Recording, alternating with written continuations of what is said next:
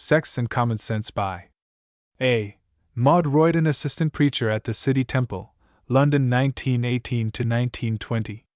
To my friends AJS and WHS. Preface to American edition. The nobility of the sex problem. Of all the problems which the alert and curious mind of modern man is considering, none occupies him more than that of the relations of the sexes. This is natural. It touches us all, and we have made rather a mess of it. We want to know why, and we want to do better. We resent being the sport of circumstance, and perhaps we are beginning to understand that this instinct of sex, which has been so great a cause of suffering and shame, and has been treated as a subject fit only for furtive whispers or silly jokes, is in fact one of the greatest powers in human nature, and that its misuse is indeed the expense of spirit in a waste of shame. It is not the abnormal or the bizarre that interests most of us today. It is not into the byways of vice that we seek to penetrate. It is the normal exercise of a normal instinct by normal people that interests us, and it is of this that I have tried to write and speak. The curiosities of depravity are for the physician and the psychologist to discuss and cure.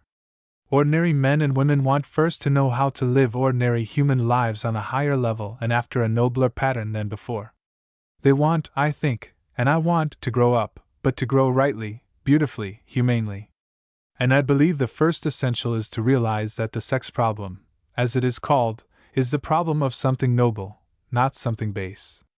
It is not a disagreeable duty to know our own natures and understand our own instincts. It is a joy.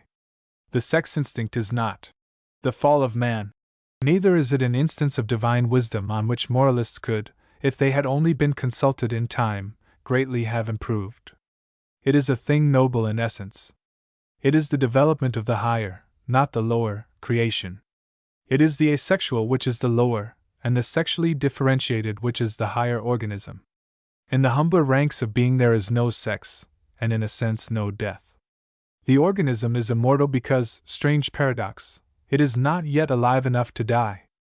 But as we pass from the lower to the higher, we pass from the less individual to the more individual, from asexual to sexual. And with this change comes that great rhythm by which life and death succeed each other, and death is the cost of life, and to bring life into the world means sacrifice, and, as we rise higher still, to sustain life means prolonged and altruistic love. This is the history of sex and of procreation, a history associated with the rising of humanity in the scale of being, a history not so much of his physical as of his spiritual growth. By what an irony have we come to associate the instinct of sex with all that is bestial and shameful! It has happened because the corruption of the best is the worst. I always want to remind people of this truism when they have first come into contact with sex in some horrible and shameful way. That is one of the greatest misfortunes that can happen to any of us, and unfortunately it happens to many. Boys and girls are allowed to grow up in ignorance. The girls perhaps know nothing till they have to know all. The boys learn from grimy sources. I was speaking on this subject at one of our great universities the other day, and afterwards many of the men came and talked to me privately. With hardly a single exception they said to me, "Our parents told us nothing. We have never heard sex spoken of except in a dirty way." It is difficult for us, in such a case, to realize that sex is not a dirty thing. It can only be realized, I think, by remembering that the corruption of the best is the worst, and that we can measure by the hideousness of debased and depraved sexuality the greatness and the wonder of sex love. This is to me the great teaching of Christ about sex. Other great religious teachers, some of them very great indeed, have thought and taught contemptuously of our animal nature. He spake of the temple of his body. That is sublime. That is the whole secret. And that is why vice is horrible, because it is the desecration, not of a hovel or a shop, of a marketplace or a place of business, but of a temple. Christ, I am told us nothing about sex. He did not need to tell us anything but, "Your body is the temple of the Holy Spirit." It is my belief that in appealing to an American public I shall be appealing to those who are ready to face the subject of the relations of the sexes with perfect frankness and with courage. America is still a country of experiments, a country adventurous enough to make experiments, and to risk making mistakes. That is the only spirit in which it is possible to make anything at all, and though the mistakes we may make in a matter which so deeply and tragically affects human life must be serious, and we must with corresponding seriousness weigh every word we say, and take the trouble to think harder and more honestly than we have perhaps ever thought before, yet I believe that we must above all have courage. Human nature is sound, and men and women do, on the whole, want to do what is right. The great impulse of sex is part of our very being, and it is not base. Passion is essentially noble, and those who are incapable of it are the weaker, not the stronger. If then we have light to direct our course, we shall learn to direct it wisely, for indeed this is our desire. Such is my creed. My prayer is for more light, and my desire to take my part in spreading it. A. Maude Royden. April, 1922. Preface to Third English Edition. In the first editions of this book, a certain passage on our Lord's humanity, see page 40, has, I find, been misunderstood by some. They have supposed it to imply a suggestion that our Lord was not only tempted in all things like as we are, which I firmly believe, but that he fell, which is to me unthinkable. I hope I have made this perfectly clear in the present edition. Beyond this there are few alterations except the correction of some very abominable errors of style. The book still bears the impress of the speaker rather than the writer, and as such I must leave it. With regard to the chapter called Common Sense and Divorce Law Reform, which now has been added to this edition, I wish to express my indebtedness to Dr. Jane Walker and the group of inquirers, over which she presided, for the memorandum on divorce which they drew up and published in the Challenge of July, 1918. I am not in complete agreement with their views on all points, but readers of their memorandum will easily see whence I derived my view as a whole. A.M.R. January, 1922. Forward. Chapters 1 to 7 of this book were originally given in the form of addresses, in the Kensington Town Hall, on successive Sunday evenings in 1921. They were taken down verbatim, but have been revised and even to some extent rewritten. I do not like reports in print of things spoken, for speaking and writing are two different arts, and what is right when it is spoken is almost inevitably wrong when it is written. I refer, of course, to style, not matter. If I had had time, I should have reshaped what I have said, though it would have been the manner only and not the substance that would have been changed. This has been impossible, and I can therefore only explain that the defective form and the occasional repetition which the reader cannot fail to mark were forced upon me by the fact that I was speaking, not writing, and that I felt bound to make each address, as far as possible, complete and comprehensible in itself. Chapters 8, 9, and X were added later to meet various difficulties, questions, or criticisms evoked by the addresses which formed the earlier part of the book. I desire to record my gratitude to Mr. and Mrs. Douglas Sladen, but for whose active help and encouragement I should hardly have proceeded with the book, to Miss Irene Taylor, who, out of personal friendship for me, took down, Sunday after Sunday, all that I said, with an accuracy which, with a considerable experience of reporters, I have only once known equaled and never surpassed, and to my congregation, whose questions and speeches during the discussion that followed each address greatly helped my work. A. Maude Royden.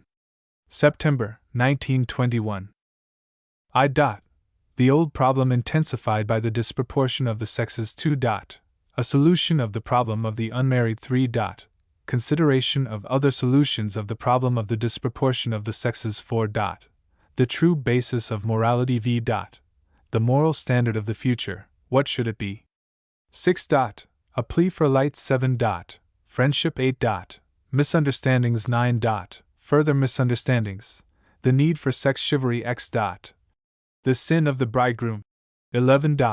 Common sense and divorce law reform I. The old problem intensified by the disproportion of the sexes.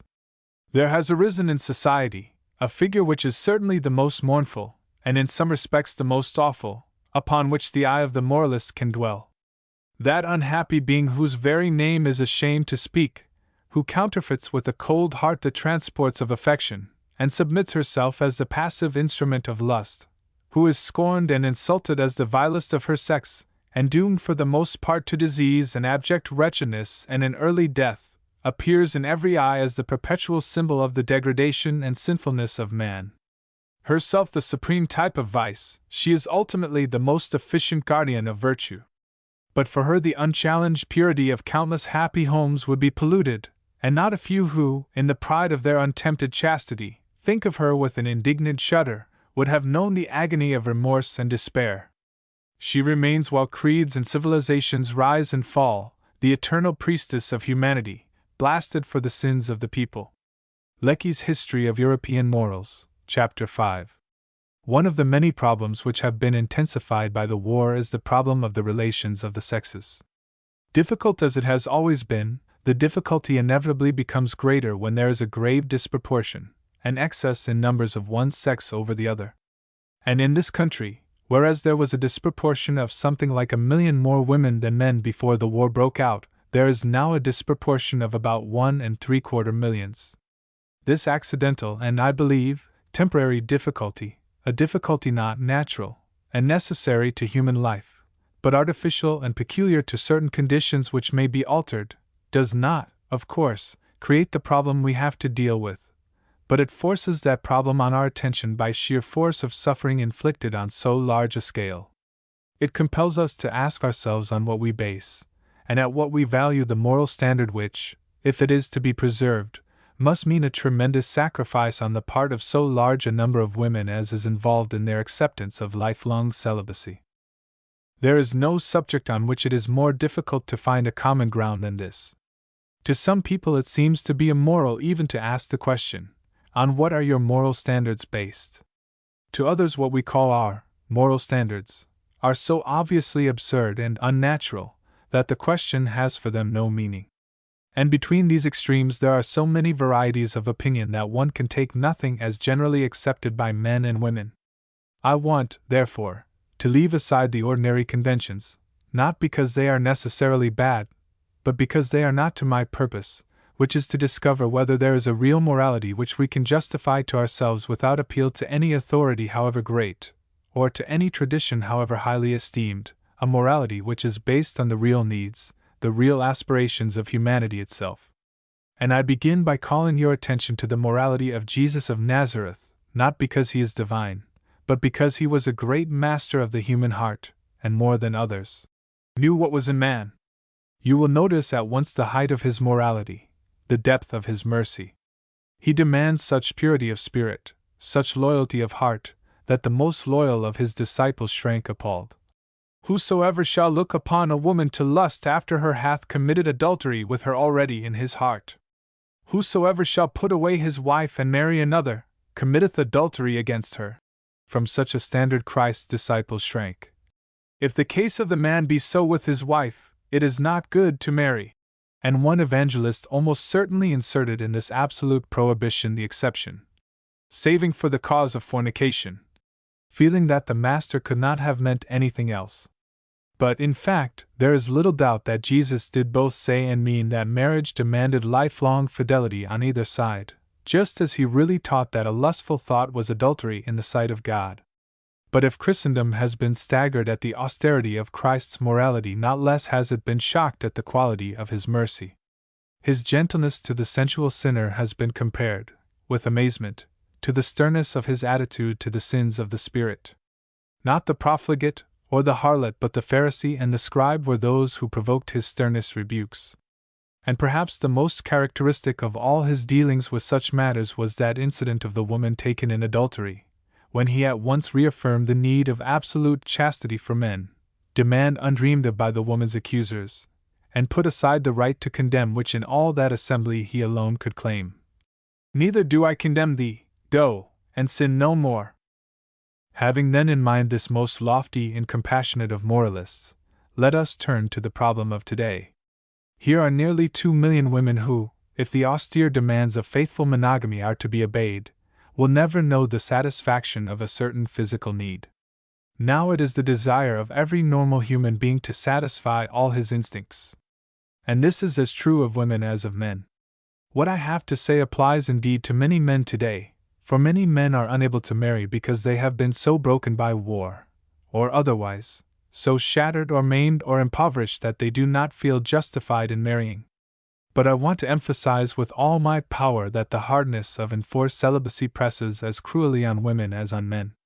Women, difficult as some people find it to believe, are human beings, and because women are so, they want work, and interest, and love, both given and received, and children, and, in short, the satisfaction of every human need. The idea that existence is enough for them, that they need not work, and do not suffer if their sex instincts are repressed or starved, is a convenient but most cruel illusion. People often tell me, and nearly always unconsciously assume, that women have no sex hunger, no sex needs at all until they marry, and that even then their need is not at all so imperious as men's, or so hard to repress. Such people are nearly always either men, or women who have married young and happily and borne many children, and had a very full and interesting outside life as well. Such women will assure me with the utmost complacency that the sex instincts of a woman are very easily controllable, and that it is preposterous to speak as if their repression really costs very much. I think with bitterness of that age-long repression, of its unmeasured cost, of the jibe contained in the phrase, "old maid," with all its implication of a narrowed life, a prudish mind, an acrid tongue, an embittered disposition.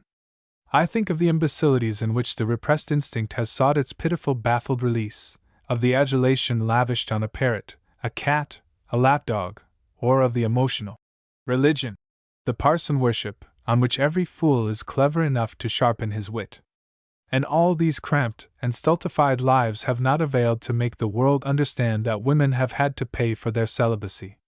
The toad beneath the harrow knows exactly where each tooth point goes. The butterfly beside the road preaches contentment to that toad. Modern psychology is lifting the veil today from the suffering which repression causes.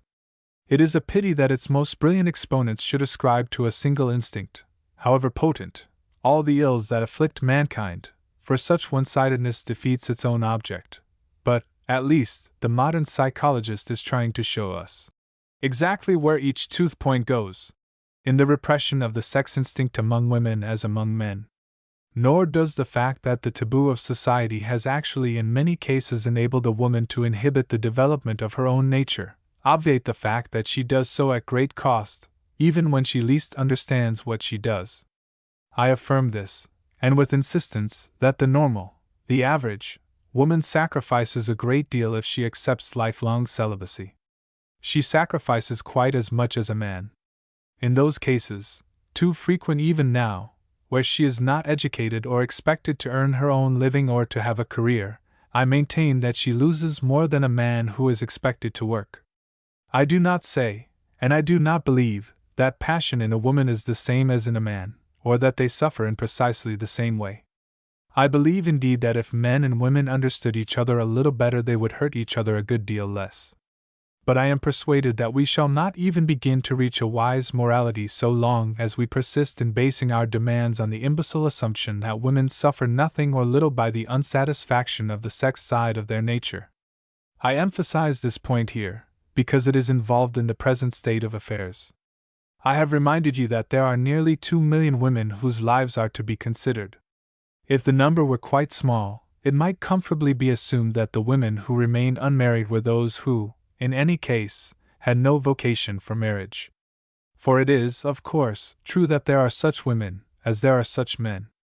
The normal man and woman desire marriage and parenthood, and are fitted for it, but there are always exceptions who either do not desire it, or, desiring it, feel bound to put it aside at the call of some other vocation, which they feel to be supremely theirs, and which is not compatible with marriage. They sacrifice, but they do so joyfully, not for repression, but for a different life, another vocation. And where the number of the unmarried is small, it may without essential injustice be supposed that these are the natural celibates. But you cannot suppose that of 2 million. Among the number how many are young widows, girls engaged to marry men now dead, and how many whose natural vocation was marriage, motherhood, homemaking, and all that is meant by such things as these? If this be the normal vocation of the normal woman, how many of these have been deprived of all that seemed to them to make life worth living? Is it astonishing if they rebel? If they determine to snatch at anything that yet lies in their grasp? If they affirm the right to motherhood, when they want children, or the satisfaction of the sex instinct when that need becomes imperious? If we are to say to such women, "The normal life is denied to you, not by your fault, or because you do not need it, but because we have unfortunately been obliged to sacrifice in war the men who should have been your mates, and we now invite you in the interests of morality to accept as your lot perpetual virginity," it is not difficult to imagine their reply. What is this morality in whose interests you ask so huge a sacrifice? Is it worth such a price? Is the whole community willing to pay it, or is it exacted from us alone? And on what, in the end, is it based? The answer to this question is often given to the young, even before the question arises, and it is given in the lives of men and women. The lives of those who are nobly celibate, or nobly married, are in themselves so moving a plea that few who have been closely in contact with them are left untouched. It is the ideal realized that is the best defense of the ideal. But let us admit that, too often, the actual marriage is a very pitiful comment on our morality, and celibacy either a mere pretense or a very mean and pinched reality.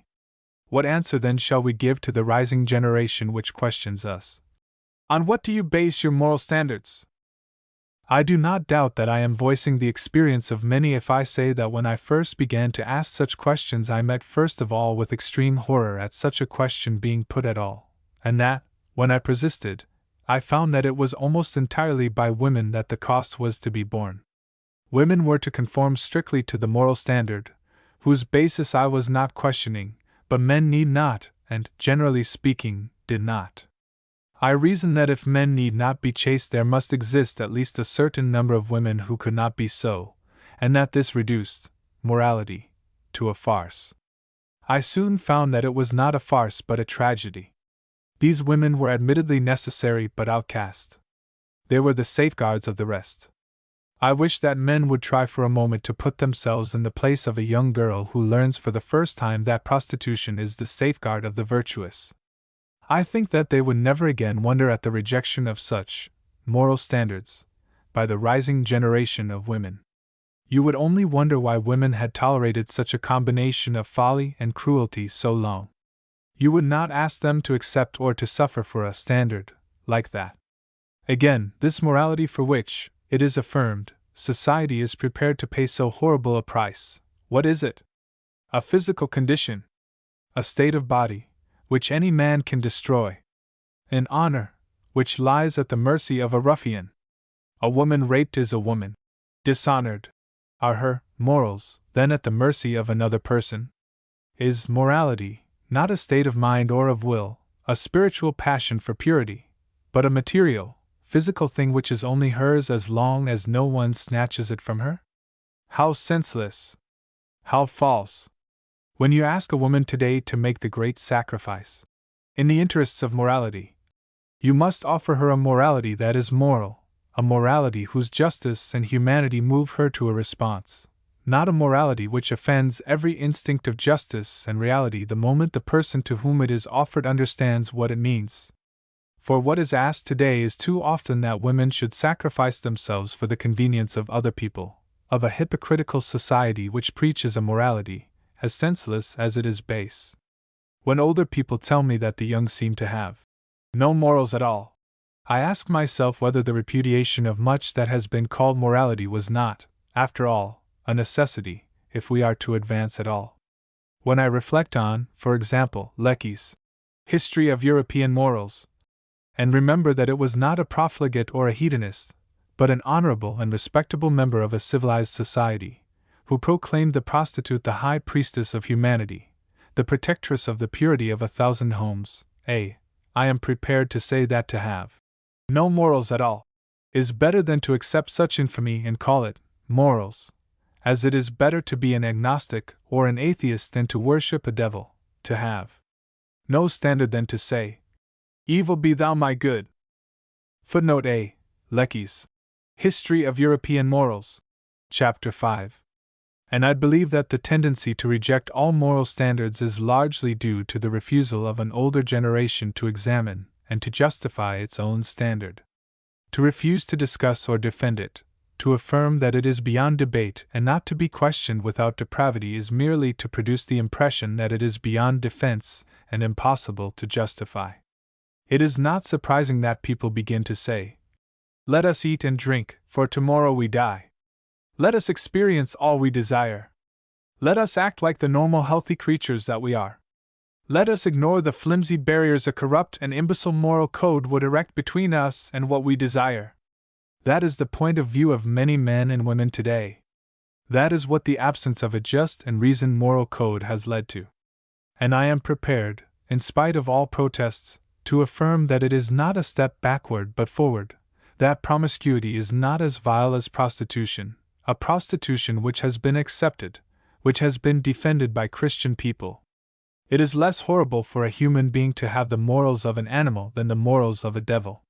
We have to begin by rejecting the morality of fiends, and we begin, even if the immediate effect is more terrifying to the moralist than the old hidden-up devilry that lent itself to an easier disguise. So I believe.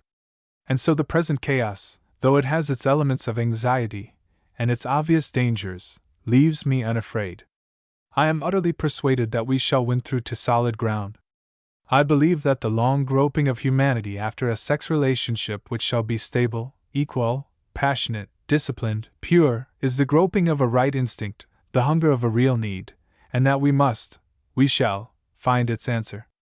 With many failures, with many reactions, it can, I think, be seen, as history unrolls its record and civilizations rise and fall, that the movement of humanity has been towards a more stable, a more responsible, a more disciplined, but not less passionate form of relationship between men and women. Let us not forget that great and pregnant fact when we reject the immoral arguments, the cruelties and injustices, with which society has sought either to justify its ideals or to conceal its horrible failures. For if we can thus distinguish, and go forward, this generation will not have suffered in vain.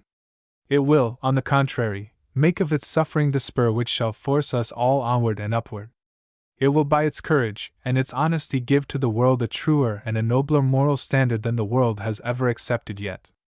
To a solution of the problem of the unmarried. Jesus said, "The foxes have holes, and the birds of the air have nests, but the Son of Man hath not where to lay his head." St. Luke 9:58.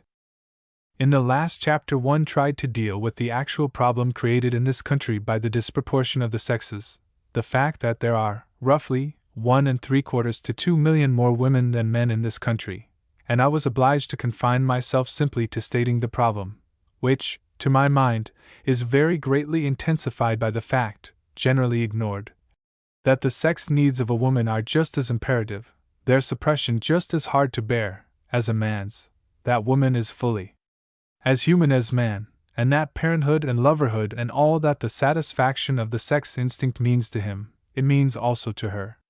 I do not affirm that the difficulty of self-control or the suffering of abstinence presents itself to men and women in just the same way. I am sure it does not. I do not underestimate the difference. But I do emphasize the fact that, as far as I am able to judge, the suffering is equal, although it is different in character. Therefore, the denial of marriage to a very large number of women means that, although some women, like some men, are naturally celibate, when so great a number of women are denied the possibility of marriage, we must take it for granted that among them the average will not be natural celibates, but women who suffer a very great loss if they do not marry. Now I want to add that this disproportion of the sexes is quite artificial, and therefore, should be temporary. From some of the letters I have received I gather that people imagine that there has always been a very much larger number of women than men, and not only in this country, but throughout the world, and that, therefore, we ought to shape our customs and our moral standards with this disproportion in mind as a permanent fact. I want to point out that this is not the case.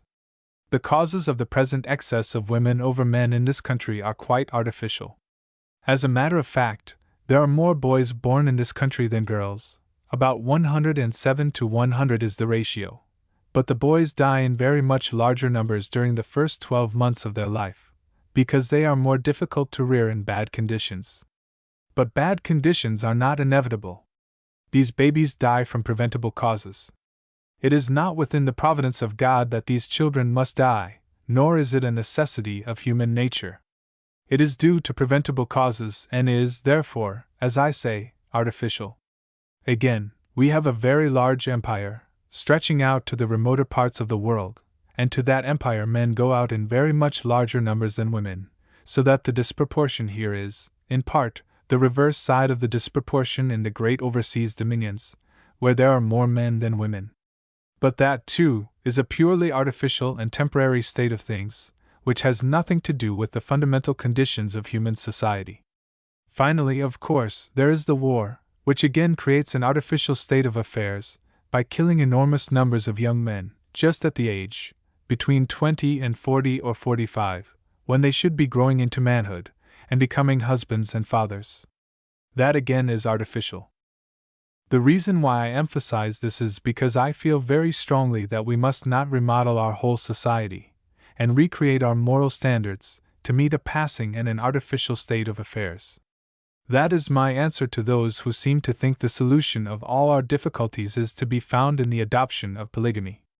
Now, polygamy is a perfectly respectable institution in a large number of countries. It is quite an old idea. It has not occurred to people for the first time between last Sunday and today. It has been discussed in the Sunday newspapers, which are the most widely read of any papers issued by the press. My answer to it is that such an expedient would be just an instance of this remodeling of your whole moral standard to meet an entirely artificial state of affairs. Polygamy is not possible and never has been possible on a great scale, because in hardly any country, certainly not in the world as a whole, is there a great disproportion of the sexes under ordinary circumstances. The idea most people appear to have about it is that in some parts of the world, like India and China, every man is blessed with 3 or 4 wives. It is a perfectly fantastic picture. The balance of the sexes, on the whole, is equal. It is, therefore, a physical impossibility for polygamy to be a universal custom. It cannot be practiced, and has never been practiced, except among the rich, a small class always. Now that surely makes it obvious that it is not a real solution. It might meet a temporary difficulty, but is it reasonable, is it statesmanlike, to alter our entire moral standard merely to tide over a temporary difficulty, to meet a state of affairs which is purely artificial? I think that morals go deeper, and should be based on some fundamental need, rather than on a purely artificial need created by a passing difficulty, however great that difficulty may be at the time. I do not, therefore, wish to dwell on other better but temporary solutions, such as emigration. I do think that this is a solution which would ease the situation to some extent, and in a normal and right way, because the disproportion in the overseas dominions, where the balance is the other way, and there are more men than women, is every whit as unwholesome and as disastrous as is the disproportion of women in this country. Consequently, from the point of view of both men and women, I think that emigration is a thing that ought to be considered and helped forward very much more than it is. But there, again, this is only a temporary solution. We are trying to arrive at some moral position which is based on the permanent needs and the real nature of human beings. It has become almost a habit with me to feel that the real solution of every problem can be found, by those people who are hurt by it, if they will take hold of life where it hurts, and find out, not how they themselves can escape from that hurt, but how they can prevent that hurt from becoming a permanent factor in the lives of their brothers and sisters. Now, the point at which this problem hurts many of us lies in this, that women have been taught, by a curious paradox, first of all that they ought not to have any sexual feeling, any hunger, any appetite at all on that side of their natures, and secondly, that they exist solely to meet that particular physical need in men. The idea that woman was created, not like man, for the glory of God, but for the convenience of man, has greatly embittered and poisoned public opinion on this subject. Women are taught, almost from the moment they come into the world, that their chief end in existence is to be, in some way or other, a helpmeet for man. I remember, in the early days of the suffrage struggle, hearing people, and women quite as often as men, more often I think, urging certain rights and principles for women, on the ground that they were meant to be the helpmeets of man. They used to quote the earlier chapters of the book of Genesis to show that women were created for that purpose, and it was considered a very lofty kind of appeal. I think it never failed to evoke the applause of those whom you will forgive my calling a little sentimental. I do not think it ever failed to arouse in myself a deep sense of resentment. The writer of the first chapter of the book of Genesis speaks of humanity as being created in the image and likeness of God. Male and female created he them. There is no suggestion here that one sex was simply to be the servant of the other. That occurs in the second chapter. The idea is persistent. It is, of course, much older than the Old Testament. And it persists right into the New Testament, where you hear a man of the intellectual and spiritual caliber of St. Paul affirm that man was made for God, but woman was made for man. Down the ages this message has come, and women have been taught to consider themselves, and men to consider them, as primarily instruments of sex, of marriage and motherhood, or of other forms of serving men's needs. You do not find that feeling in Christ's attitude towards women.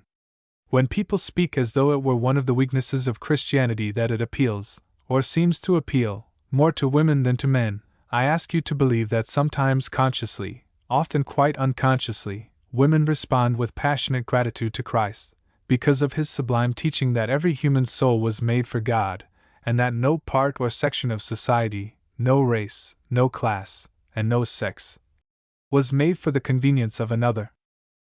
I want then to combat with all my power this ancient but unchristlike belief that women miss their object in life if they are not wives and mothers. It may seem something of a contradiction that I should in a previous chapter so have emphasized the need of women for the satisfaction of their sexual nature, and now be arguing that we must not assume that they have no right to exist if they do not meet this particular satisfaction. But I think you will realize that it is not a paradox when I ask you to consider for a moment what your attitude to men on this subject is. Many people hold that a man's passions are a tremendous factor in his existence, so strong that he must always be forgiven if he cannot control them, so strong that, on the whole, it is hardly to be expected that he should control them.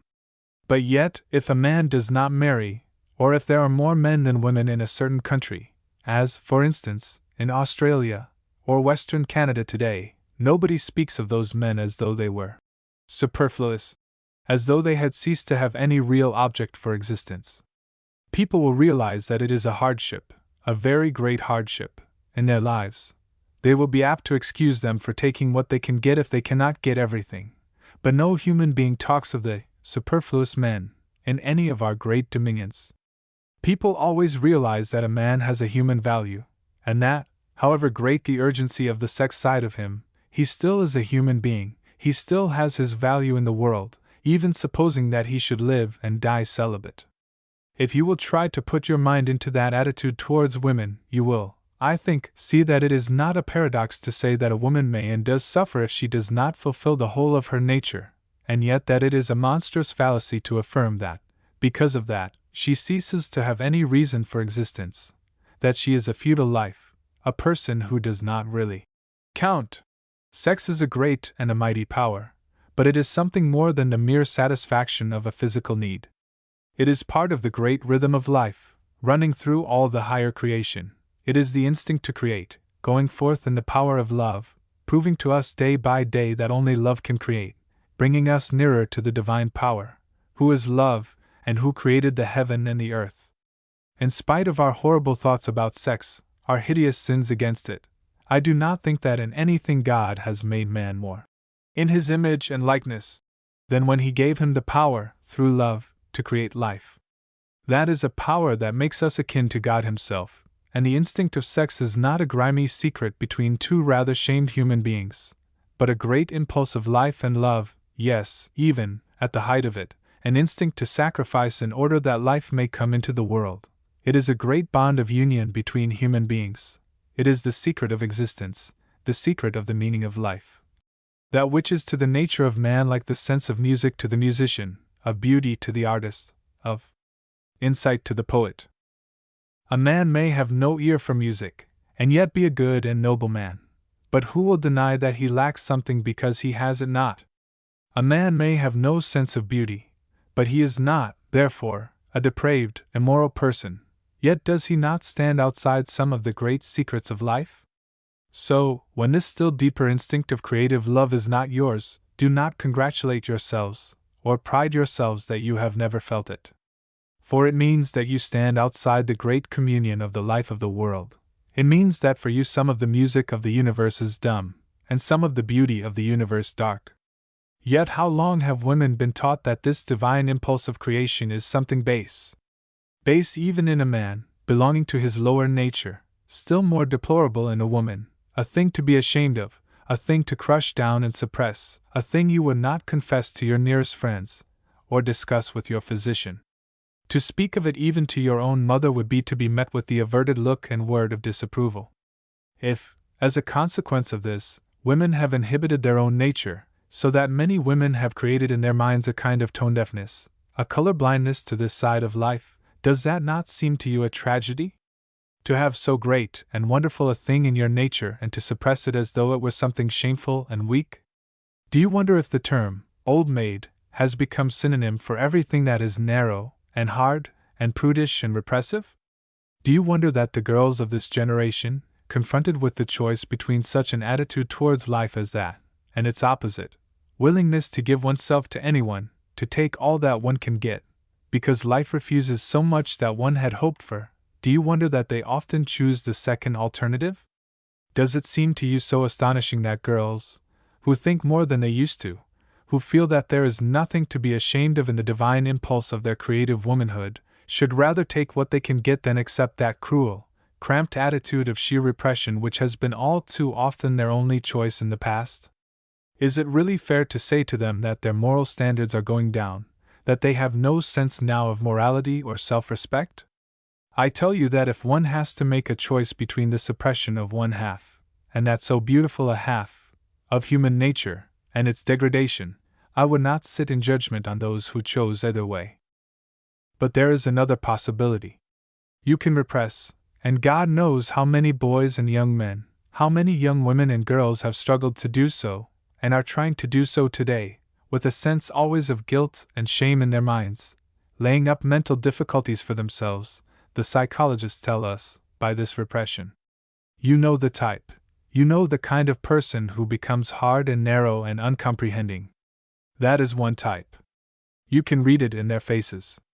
The pinched look, the cramped mentality reflects itself in the body and in the face. And then there is the other type, those who have rejected this attitude towards life, denying that there is anything to be ashamed of in the natural impulse of their sex, or cause for regret if they give rein to that whose repression does so much harm, who frankly fling away the idea of self-control, because repression has seemed such a disastrous method of self-control. You can see it in their faces also, in the gradual demoralization of their nature. The rake on one hand, the prude on the other, represent the ultimate consequence of the process I am trying to describe. Many people have marked on their souls, if not on their faces, one or other of these ways of life. They have not, perhaps, gone far, they may have gone but a little way in one direction or the other, but the mark on the soul remains all the same. And when you see the extreme result, the prude on one side, the rake on the other, do you not begin to desire a better way? To ask yourself whether there is not a third choice before you? I believe there is, and the choice is this: it is either the repression nor the degradation, but transformation of the sex side of our nature. I will take as the supreme example of that transformation the figure of Christ himself, Christ who had neither wife nor child, St. Francis of Assisi, St. Catherine of Siena, St. Teresa of Spain. Four of the greatest figures, one of them supreme, who were not natural celibates, in the sense that implies that they did not have surging through them the divine impulse of creative love, for these are the greatest lovers the world has ever seen, and compared with theirs even the great love of one man for one woman for one man, is the lesser thing. But these great figures in human history are those on whose hearts humanity itself made such a claim that it became impossible for them to give to one what was claimed by all the world. You will see that this is not a denial of creative love, for no one in the world has so loved the world as these. They are the beacons of humanity in this matter of love, and how are they, shall we say, how are they not fathers and mothers, whose spiritual children are all over the world?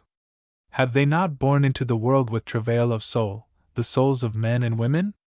These great lovers of humanity were not lacking in passion. Had they been, they could not have moved the world, but their passion was transmuted to the service of humanity itself, for nothing else was great or wide enough for such a love. Does anyone suppose that it was a mere instinct of asceticism that drove St. Francis to make out of snow cold images of wife and child? Was it not rather the sudden resurgent desire of the greatest of the saints for some more humanly warm affection, something more individual, something that nestles more closely to the heart than this great service of humanity? And in a savage irony he mocks his pain. "There are thy children, there is thy wife," says St. Francis, and his cry is not the answer of the spirit to a lustful temptation. It was the cry of a lonely human heart for the human happiness of wife and children and home. I would claim that our Lord himself had this desire. For I cannot doubt that in that glorious young manhood of his, so full of power and sympathy and love, this agony of longing sometimes swept over him. He whose vitality and power were such that he hardly knew fatigue, who was so close a friend, so much loved and sought by women, so tender to little children, so young, so strong, is it not certain that he was indeed tempted in all things like as we are? How could one so physically vital, so humanly and divinely full of love, escape the conflict? That he conquered we know, that he suffered we cannot doubt. All his perfect humanity speaks to us in that lonely cry. The foxes have holes, and the birds of the air have nests, but the Son of Man hath not where to lay his head. Do not dream, those of you who may have to struggle with your own nature, do not dream that Christ has not been there with you, that he had nothing to feel or to suffer. How would he have developed that spiritual power? How would he have become so great a lover of the world if he knew nothing of that side of life? But he, and his greatest followers, St. Francis of Assisi, St. Catherine and St. Teresa, and countless others who have followed them, learned to transmute that great creative force, disdain both choices which I set before you, finding a nobler and more glorious way. These would neither repress this great impulse, nor dissipate it, but so used it for the service of man that there is in all the history of man no life more rich, more human, more full of love, more full of creation, or more full of power, than the lives of these celibate men and women, who learned from Christ how they could live and love. It is not easy for men and women this way, but it is possible. It is possible, and it is glorious, and in its degree, the need for it comes to everyone. Do not imagine that it is not needed in marriage as well as out of marriage. Every married lover will tell you that if his love is to remain what it was in the beginning, if it is rather to grow in power and beauty, he also must be able gradually to transmute his love in such a way that the spirit dominates the flesh more and more, and that the physical side of marriage becomes simply an expression of the love of the spirit, the perfect final expression, the sacrament of love. Do not imagine that this is not needed, this effort, and this power, by every human being who desires to be human in his love, and not something less than human. And to those to whom the need comes in its sternest form, I will not pretend for a moment that it is not hard. Nay, I will prophesy to you that if you do so choose to serve the world, it will to all of you sometimes seem too hard. With Christ, with St. Francis, your human nature will sometimes assert itself. The foxes have holes, and the birds of the air have nests, but the Son of Man, the servant of humanity, has no such joy. But of whatever life you choose, that is sometimes true. To the finest spirit in marriage there comes sometimes the thought that, but for this great claim, he might have undertaken some adventure, might have answered some call, which now he cannot answer. Does that mean that he regrets his choice? No, not for a moment. It only means that human nature is so rich and so varied that whatever life you forego will sometimes seem to you the better choice. You will think for a moment that you might have chosen differently. If that happened to St. Francis, believe me, it will happen to you. But yet, is it not a heroic path that I point out to you? Is it not possible that to this generation heroism may be possible in such a way, on such a scale, that you will leave this world nobler in moral stature because of the hardness which you endured, the choice that you made? Women, to whom this comes home specially at this time, may it not be that you, by taking this way, will become the mothers in spirit of women in a happier generation, on whom will never again be imposed our cramped, stifling, subhuman conception of what women ought to be? You will show to the world not only that the individual woman of genius may have a value to humanity beyond her sex, but that every woman has that value. In solving your own problem, and taking hold of life where most it hurts you, you will end by making a moral standard nobler, a humanity richer and more human, a womanhood freer, greater, more Christ-like than it was. And future generations shall rise up and call you blessed. 3. Consideration of other solutions of the problem of the disproportion of the sexes. My spirit's bark is driven far from the shore, far from the trembling throng whose sails were never to the tempest given. Shelley. Adonais. Let us now move away from that aspect of the moral problem which has concerned us hitherto, that of the difficulties created by the disproportion of the sexes at this time and in this country, and consider the problem as it presents itself under more normal conditions. For even in ages and in countries where there are an equal number of men and women, there are difficulties in their relations with one another, and a moral problem. People ask, for example, whether sex relationships should be governed by law at all, whether they should continue in any given case when passion has died, or when love, which is more than passion, has gone. Should love ever be other than perfectly free, and is not the attempt to bind it essentially immoral? Should it ever be exclusive or proprietary? Is not the moral problem really created, not by human nature, but by the attempt to bind what cannot be bound and to coerce what should be free? The answer given to such questions is often today on the side of what is called, mistakenly I think, free love. And in considering this answer, I want to remind you that it is often given by people who are most sincere, most idealistic, in their own lives and in their own love.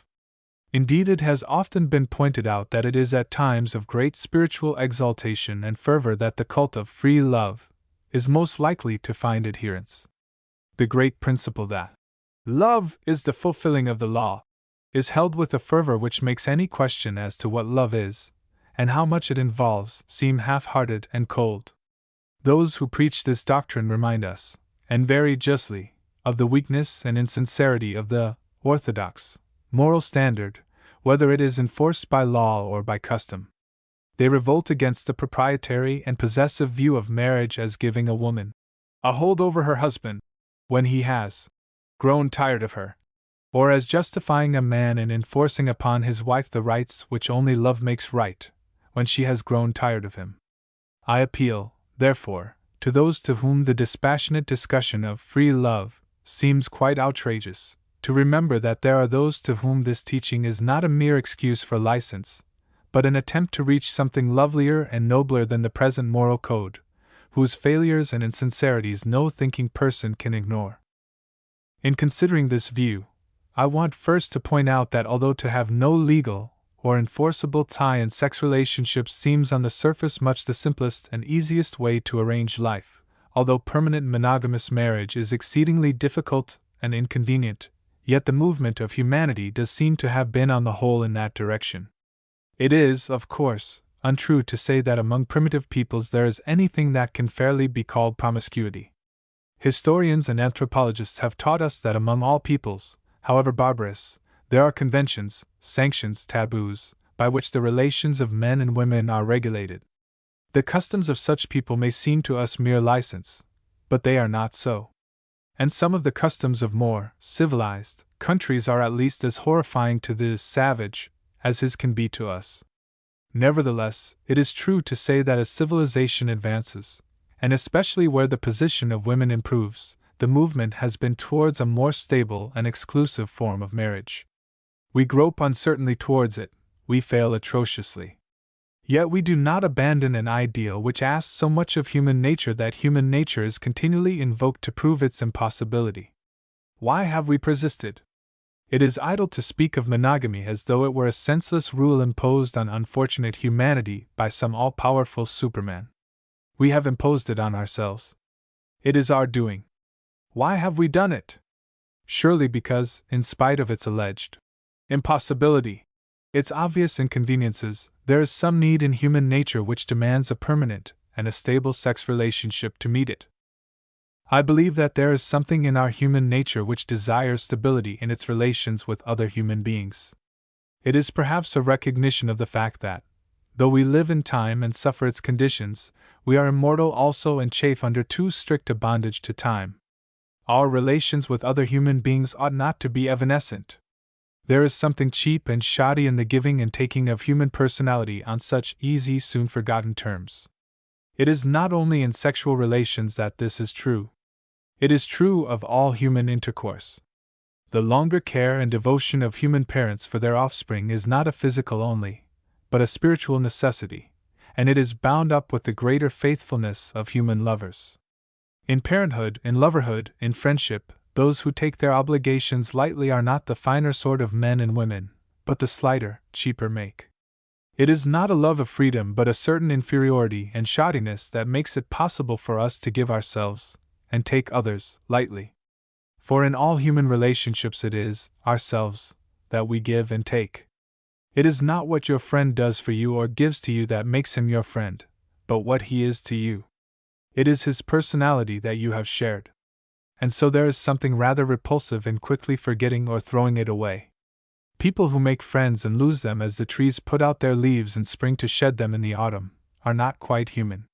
The capacity to make friends, to make many friends, is a great power, the capacity to lose them not so admirable. Yet there are people who always have a bosom friend, every time you meet them, only it is never the same friend. And this is a poor sort of friendship, for it is poor to give and take so little that you easily cease or forget to give at all. If this is true of friends, it is not less true of lovers, it is more true. For sex love includes more of one's personality, it more completely involves body, soul, and spirit, is the most perfect form of union that human beings know. How strange, then, to argue that one may treat a lover as one would not treat a friend. Make one and lose one so lightly, and disavow all the responsibility of a love in which so much is given, so much involved. It is true that all human love has a physical element, even if it is only the desire for the physical presence of the beloved one. We all want sometimes to see and to touch our friends. But in sex love that physical element becomes a desire for perfect union, expressing a spiritual harmony. Can one take such a gift lightly, and pass from one relationship to another with a readiness which would seem contemptible in a friend? It is this holding of human personality cheap that is really immoral, really dishonest, for it is not cheap. It is this which makes prostitution a horror, and prostitutes the Ishmaels of their race. They sell cheap what is most dear, and, knowing this, rage against their buyers. The hideously demoralizing effect of a life of prostitution on the soul is a commonplace. These women, it has been said, sink so low that they cease to know what love is, they cease to be able to give. They can only cheat and steal and sell. It is true. Whatever virtues of kindliness and pity the prostitute may, and often does, have for other unfortunates and outcasts, her attitude in general does become that of the parasite, the swindler, the vampire. Why? Because on her the deepest outrage against human personality is committed. Without a shadow of claim, without a pretense of offering its equivalent, that, in her, is bought and sold which is beyond price. Why should she not cheat and thieve? Take all she cannot get the true value of what has been bought from her. Does she reason all that out? More often than we think. But whether she reasons consciously or not, she knows she has been defrauded, and she defrauds. But it is the buying and selling, I shall be told, that makes her so vile. Between such a sale and the free gift of lovers lies the whole difference between morality and immorality. I do not think so. It is the contemptuous use of another which is immoral, and though actually to buy and sell the person is the lowest depth of immorality, because it is the lowest and most brutal expression of such contempt, any lightness or irreverence is immoral, in its degree. So therefore is conduct which makes love an evanescent thing, or the giving of personality which love involves, a passing emotion. If we feel this to be so in friendship, surely it is more and not less true of a union so complete on every plane as that of sex. Can you take that, and give it, and pass on, as though it were a light thing? The desire for permanence, for stability, for trustworthiness lies very deep in human nature. We do, rebel against it, and speak with rapture of an unfettered existence without material ties. But even in material things the nomad is the least creative, the least civilized of his kind. His existence is neither so picturesque nor so human as we imagine. One has only to read history to see how little he has contributed to humanity, and how little he has helped to raise the human level above the animal. It is not for nothing that we find the home imposed upon humankind by the necessities of human infancy. It is the helplessness of the child that has humanized our species by creating the home which its helplessness demanded, and though a great deal that is sentimental is said about homes, this remains a fact. The nomadic, the homeless race gives little to the world. It is by nature and circumstances an exploiter of resources for which it feels no responsibility, from which it is content to take without giving. Reading in a pamphlet of Professor Toynbee's the other day, I found this description of the Eastern world in the 15th and 16th centuries of our era. Even when the East began to recover and comparatively stable Moslem states arose again in Turkey and Persia and Hindustan, the nomadic taint was in them and condemned them to sterility. One gets the impression not of a government administering a country, but of a horde of nomads exploiting it. B. Footnote B. The italics are mine. AMR. Even so is it with human love. These nomads of the affections give and take so little as they pass from hand to hand that they become cheap and have little left to give at last, nor do they really get what they would take. Men and women claim the right to experience. But experience of what? We do not live by bread alone, and the physical experience is not really all we seek. It is something, however? Yes, certainly something, but by a paradox familiar enough in human affairs, to snatch the lesser is to sacrifice the greater. The experimental lover, the giver whose small and careful gift is for a time, claims in the name of experience, of the fulfillment of his nature, what really belongs only to a greater giving. Such lovers are like a rich man who sets out tramping with nothing in his pocket. He may suffer temporary inconvenience, but is within safe distance of his banking account. He plays with a risk he can never really know, since knowledge and experience are not for those whose sails were never to the tempest given. The prudent lover whose love is lightly given for as long as it lasts is as wise, and as futile.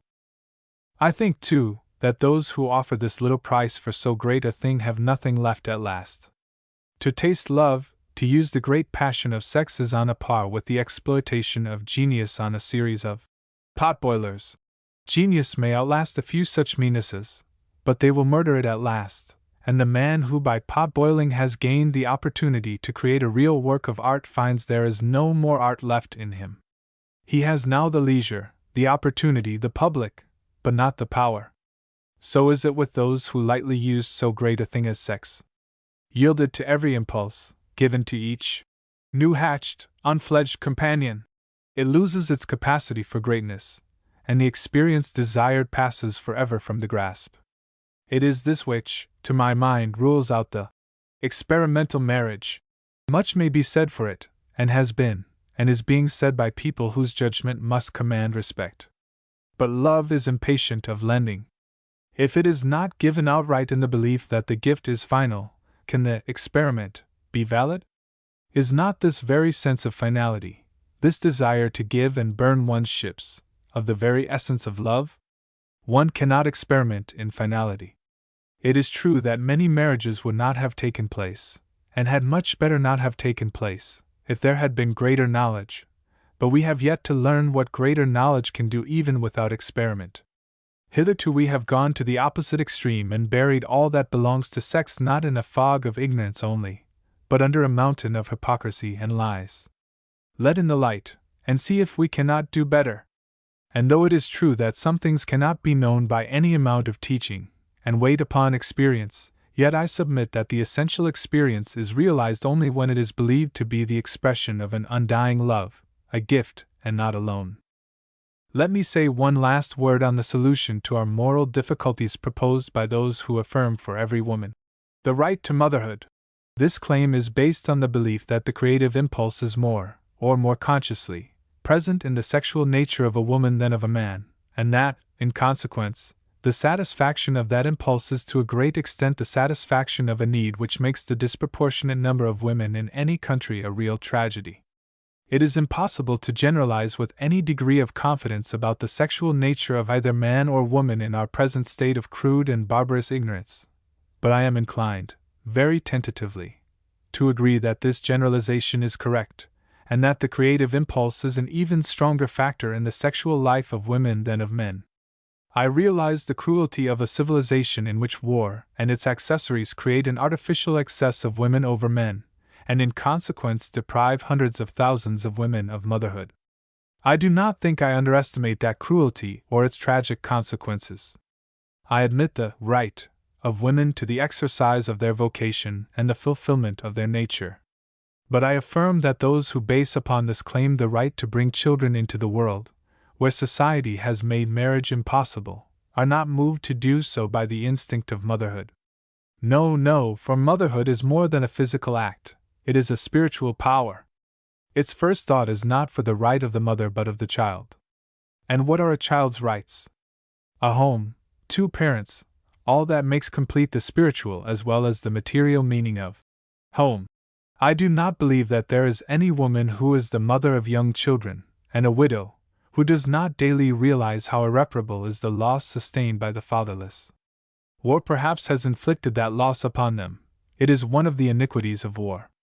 And though the mother tries all she can, yes, and works miracles of love to make herself all she can be to her child, that loss cannot wholly be made up. I speak with intensity of conviction on this point, for I have myself a little adopted child, orphaned of both parents, in my home. I never see other children with their parents without realizing what she has lost not only in her mother but her father. There is needed the different point of view, the different relationship, bringing with it a fuller and a richer experience of life. What woman that has lost her husband does not realize the truth of what I say? It is beside the mark to say that a bad father is worse than no father, or that accident may take the father even from happily circumstanced homes. This is true. But a woman does not deliberately choose a bad father for her children, or choose that he shall be taken away from them by death. It is the deliberate infliction beforehand of this great loss upon a child that seems to me the very negation of that motherhood in whose name this right is enforced. And for what purpose is a child to be brought into the world under conditions so imperfect? To fulfill the nature of its mother, to complete her experience, to meet her need. Is there any mockery of motherhood more complete than this sacrifice of the child to the mother? Why, our physical nature itself is less selfish. When a woman conceives, her child receives first all the nourishment it needs. Whatever it does not demand, the mother has. A woman herself undernourished can, if the process has not gone too far, bear a well-nourished and a healthy child, because she has given all to that child. It is the epitome of motherhood. And now it is affirmed that a woman, to satisfy her own need, has a right to bring into the world a child on whom she, its mother, has deliberately inflicted a grave disadvantage. I do not speak of such lesser disadvantages as may be involved in illegitimacy. I trust the time is at hand when we shall cease to brand any child as illegitimate, or despise one for another's defect. But though children are never illegitimate, parents may be so, and none more than the woman who sacrifices her child to herself. For this disadvantage is not a mere cruelty of society which may be civilized away, it is inherent in the case. A child should have a father and a mother and a home. It is no defense to say that the unmarried mother proposes to give her child a better home than many a child of married parents has. If her concern is for the child, there are, alas, only too many waifs already in the world to whom such a home, though imperfect, would be a paradise to what it has. Real motherhood could and often does rescue such children with joy.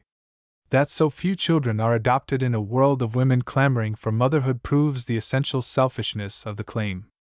It is not the child, it is herself, that the woman who demands motherhood as a right is concerned with. What an irony! For to satisfy herself first is the negation of motherhood. We have heard much of late years, and rightly, of the exploitation of women by men. Let us not celebrate our growing enfranchisement by becoming ourselves the exploiters, and that not of men, but of babes. For the true basis of morality Let me not to the marriage of true minds admit impediments. Love is not love which alters when it alteration finds, or bends with the remover to remove, oh no! It is an ever-fixed mark that looks on tempests, and is never shaken. It is the star to every wandering bark, whose worth's unknown, although his height be taken. Love's not time's fool, though rosy lips and cheeks within his bending sickle's compass come. Love alters not with his brief hours and weeks, but bears it out even to the edge of doom. If this be error, and upon me proved, I never writ, nor no man ever loved. W. Shakespeare. He that committeth fornication sinneth against his own body. What? Know ye not that your body is the temple of the Holy Ghost which is in you, which ye have of God, and ye are not your own? I. Cor 6, 18-19. I said in an earlier chapter that I wanted to find a moral standard which should be based on the realities of human nature, and in order to do that we must first have a clear idea of what human nature really is, and by what law it lives. We have been passing during the last generation from an idea of law which belonged to our forefathers to a new idea of law which has been given to us by modern science, and in transition we still talk in ambiguous terms about law moral. Law, for instance, confusing ourselves between a law that is imposed on us from outside, a law that is passed by Parliament, for instance, or a law that has been the common custom of the country through its judges, and that kind of law which science has revealed to us. Scientific law is not imposed from without, it is the law of our being. When you talk of the law of gravitation, you do not mean that somebody outside has laid it down that mass shall act in a certain way with regard to other masses. You mean that mass material, being what it is, behaves in a certain way. That is to say, a scientific law is the law of being of that which obeys the law. It obeys it because it is its nature to do so. If we could get a firm hold of that idea of law, our own legislation would not be so senseless as it often is, for we should try to discover what is the nature of human beings, their real nature, about which we are often deceived, and we should try to make our laws, including our moral laws, those to which human nature, at its best, would most naturally and fully respond. That is the conception that is at the back of the great phrase which sounds like a paradox in one of the collects of the English Prayer Book. Whose service is perfect freedom. Whose service is perfect freedom. That is to say, when you obey God, you find perfect freedom because you are doing what it is your true nature to do. And that is why I want to base our moral law, our moral standard, on the realities of human nature. But you will reply, when people are free to act as they choose, they sometimes choose to violate their own nature. I cannot say how that happens, it involves the entire problem of evil, and I do not propose even to attempt to deal with it in this book. I will only say that our confusion has arisen, as I think, out of the very fact that instead of obeying the law of our being we have violated it, and now are so confused that we hardly know what human nature really is, or of what it is capable. That is why we get such extraordinarily different ideas about morals, and why, as I think, we get such arbitrary judgments on human beings. Before, then, we can rightly establish our moral standard, we have to decide what human nature really is, and when we have done that we shall know what is really moral. I suppose that sounds like a paradox to many, because they think that morality is always going against human nature. If people do anything that is generally called immoral, they will excuse themselves on the grounds of human nature. They will say, after all, human nature being what it is, you must expect this, that, and the other kind of license and immorality. And to say that morality, real morality, can only be based on the realities of human nature will therefore sound to many of you the wildest kind of paradox. But I want to pursue it just as though it were true, because I believe it is true. What, then, are the realities of our nature? Here is one. A human being is not and never can be cut off from other human beings. He is not alone. He cannot consider himself only. If he does so, he violates his own nature, because it is not his nature to be alone, and he cannot act without his actions affecting other people. He cannot think, he cannot feel, he cannot act or speak without affecting other people, and it is futile for anyone to say, "It does not matter to others what I do, nobody knows. It concerns only myself." Your innermost thought affects the whole world in which you live, and whatever moral standard you are going to adopt, you must take it for granted that your standard will affect other people, and that it is absolutely impossible for you to act or think alone. And then human beings are threefold in nature. They have a body, a mind, or what St. Paul calls a soul, and a spirit. Soul is a word whose meaning we have altered so much that I must define what I mean by it, and what I think St. Paul meant by it. The soul includes the emotions and the intellect, that part of a man which is not wholly physical, and which is not entirely spiritual. Everyone has a soul. And every one of you, however much you ignore your body, however much you may tell me your body does not really exist, have got a body too. You have to eat and drink and sleep, just like the most material alderman, though you may eat less. And you cannot base a real moral standard on the pretense that you have not got a body. You are, on one side of your nature, physical, material, animal, but you have got a mind and emotions or soul, and you have got a spirit. To act as though you had not is just as futile as to pretend that you have not got a body. Where there is no vision the people perish. Mankind is incurably religious. All the world seeks after God. Those proverbs, those sayings, which are familiar to all, crystallize the world's experience that human beings are spiritual beings. If there is any person who thinks that he is merely an intellect and a body, I will direct the attention of that intellect of his away from himself to the race, and I will remind him that practically no race in the world has ever been entirely without the sense of God, that, however hard men try, they have never been able to cure humanity of its spiritual hunger, that though our gods are often gross and earthy, even diabolical, yet they are spiritual, and they are the proof that man is spiritually aware, that he is a spirit as well as a body and a soul. Now I say that anyone who tries to base his morality on the assumption that he is only a body, or only an intelligence, or only a spirit, has got a false standard, and his morality is a dishonest kind of morality. The body will avenge itself on those who ignore it. Psychologists are teaching us that the mind will avenge itself on those who ignore it. And this is just as true of the spirit. Where there is no vision the people do perish. Your spiritual nature avenges itself on those who try to rule it out. Base your morality either on the exclusion of any part of your being, or on the assumption that what you do concerns yourself alone, and you will find that you are violating human nature. It is useless for you to act wrongly and to affirm that you do it, because human nature is what it is. When you do so, you are assuming that human nature is not what it is, that is to say, you assume that it is purely physical, when, in fact, it is threefold: body, soul, and spirit. You can see for yourselves, I think, how this violation of human nature works itself out. For animals' promiscuity is not wrong. When they treat themselves as purely animals, they are basing their moral standard, if I may put it so, on bedrock. They are animals, and therefore they behave as animals without violating any law of their being. As they rise higher in the scale of evolution, their morals become nobler. There are moral standards among the lower animals, but they remain at a certain level, and rightly so. No animal is harmed by behaving like an animal, for in doing so he obeys the law of his being. But if human beings behave as though they were animals, what happens? They find to their horror that they have let loose upon the world detestable, hideous, and devastating diseases. Do you think that medicine will ever be able to rid the world of what are called the diseases of immorality, as long as immorality remains? I do not believe it. I know that you can do much for individual sufferers, though you cannot do 1/10 part of what doctors thought they were going to be able to do 8 or 9 years ago. And, of course, whatever we can do, we must and ought to do. But we do not reach the root of the matter by medicine.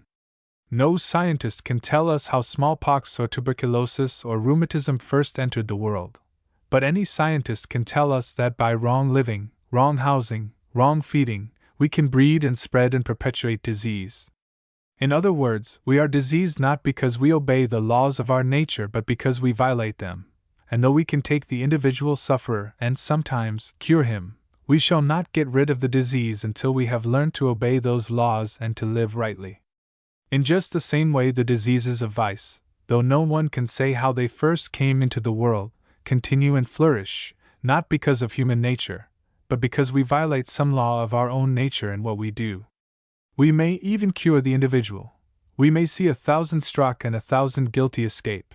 The fact remains that these diseases are bred in the swamp of immorality, just as certainly as malaria is bred in the mosquito-haunted pools of the malaria swamp. Drain the swamp, and you get rid of the malaria, for there is no longer any place for the malaria-bearing mosquito to breed.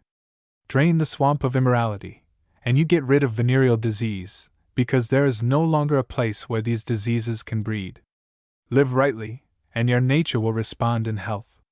When human beings elect to make their relations with one another promiscuous, when, that is to say, they treat themselves as animals, they are not obeying, they are violating the law of their own being, for they are not animals only, and to treat themselves as such is to disobey the law of their own nature. And disobedience reacts in disease. So again, the relations of men and women are of the mind as well as of the body and the spirit. You cannot rule out your mind, and I think that those who believe, as many do today, not indeed in a merely animal promiscuity, but in rather casual relations between men and women, experiments, if you like, men and women passing from one union to another, rule out the fact that a human being has a mind, a memory and foresight, that our being includes a past, and in a sense, includes a future also. And when you try to divorce your physical experience from your intellectual and emotional being, you are again violating the law of your own nature. I remember asking one of the most happily married women that I know to put into words, if she could, the reason why she believed that married people, married lovers, should not have gone through other relationships with other people before they gave themselves to one another. I asked her to express in words what seemed to her immoral. She wrote this: "In the ideal union between God and man, we know that man must give the fullness of his being, body, mind, and spirit, throughout his whole life, to God, and that anything less than this, though it may be fine and noble, does fall short of perfection. It is the same with the human love of men and women. The fullness of our being which we desire to give to our lover consists not only in what we are at any given moment, but in what we have been in the past, what we may become in the future. And so in the formation of merely temporary unions the highest and deepest unity can never be fully achieved." She went on to say, "When we have passed beyond the physical sphere we shall be able, like God, to give ourselves equally to all, but while we are in the flesh we cannot share ourselves equally with all, and any attempt to do so lowers the standard of perfect human love." I like that, because it is based again on a loyal acceptance of human nature. We are not yet as God in the sense that, being Holy Spirit, we can share ourselves equally with all. We do still live in bodies, and we have in this life memory and provision, and surely that is indeed an ideal union, if we are looking for the highest, which is able to give its past and its future as well as its present, so that the whole personality is involved in that act of union, and that anything short of that is at least not quite perfect. Human beings are still in the body, and are yet soul and spirit in that body, and must take both into account. Divorce the physical from the spiritual in yourself, and you are violating yourself. Divorce the physical from the spiritual in someone else, you who perhaps say, "I myself love such a man, such a woman, with the best part of myself, what I do with another is of no importance." You violate the nature of that other from whom you take what is physical, and leave what is spiritual as though it were not there.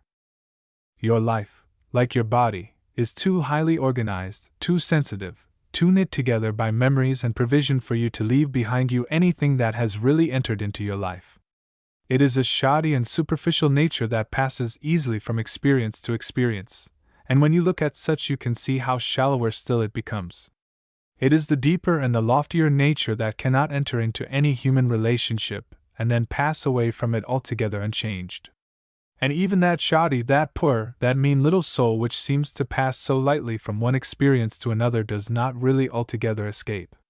Some mark is left upon the soul, some association remains in the memory, and again marriages have been wrecked because a man has taken the associations of the gutter into the sanctuary of his home. Unwillingly, with an imagination that fain would reject the stain, he has injured, he has insulted the love that has now come to him, the most precious thing on earth, because he has not known how to do otherwise, because all the associations of passion have been to him degraded, smirched, treated frivolously in the past.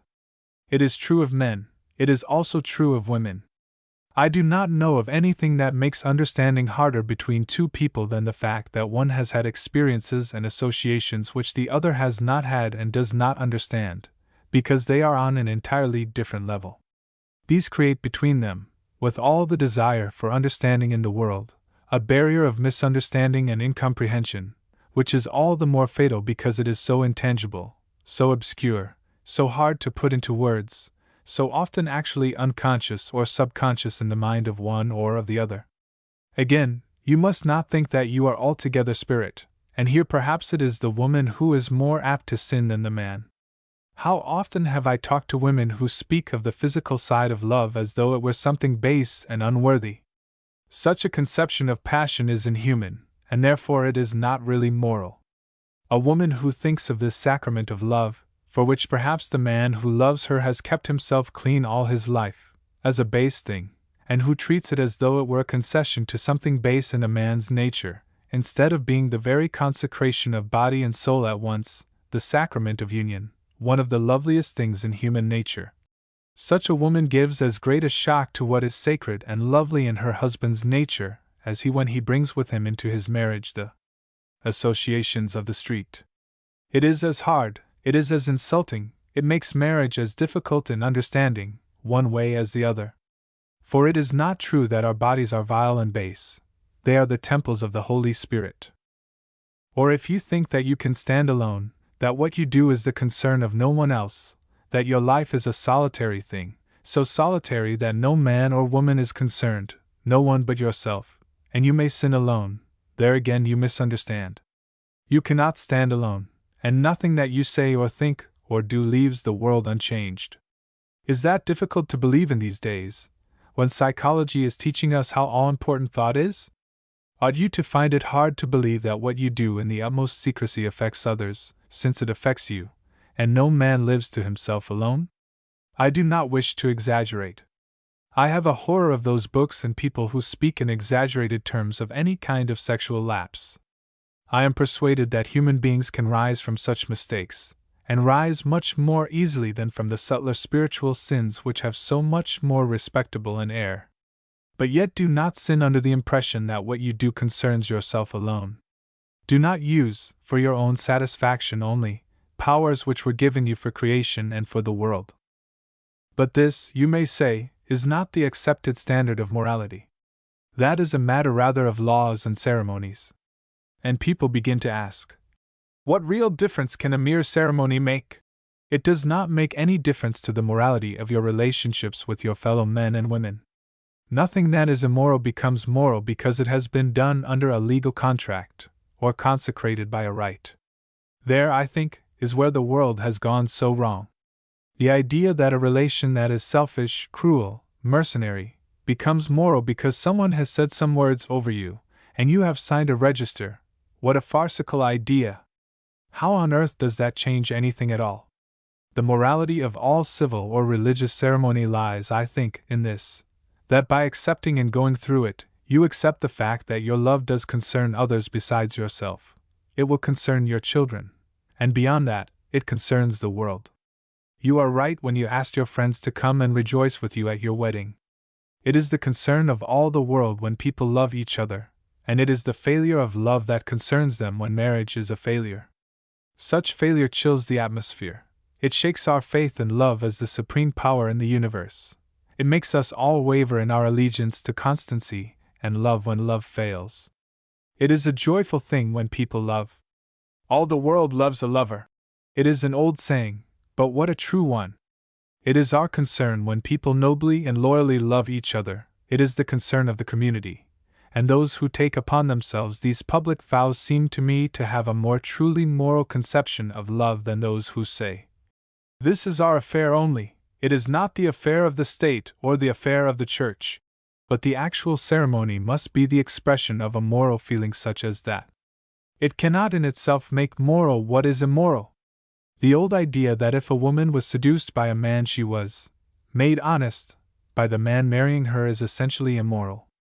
Very likely all that she knew about the man was that she could not trust him, and to suppose that we can set right what is wrong by tying them together for the rest of their lives is to imagine an absurdity and to establish a lie. Or take the case from another point of view. I have two in my mind at this moment, who for some reason, a reason not very far to seek if you read our English marriage laws, came to the conclusion that it is not right to place oneself in such a position as a married woman is in under English law. I am not discussing whether they were right or wrong. I say that quite sincere and moral people do come to that conclusion sometimes, and so did these two. They lived together, therefore, without being legally married. They were absolutely faithful to each other. Their love was as responsible, as dignified, as true as any such relation could be. It lacked to my mind one thing, the sense of a wider responsibility, but then it had very much that many legal marriages have not. Those two people are put outside society. It is made almost impossible for them to earn their living, and at last in despair they go to the registry office, and sign their names in a book. What difference has been made in their relation to each other? Absolutely none. They are no more convinced of the right and duty of the community to be concerned with marriage than they were before. They have yielded to coercion. Their moral standard, good or bad, is precisely what it was, their relation to each other wholly unchanged. But in the eyes of the world they have become respectable, they are moral. They can be received back into the bosom of society. And why? Because they have gone through a ceremony in which they do not believe. Every marriage in the world probably lacks something of perfection.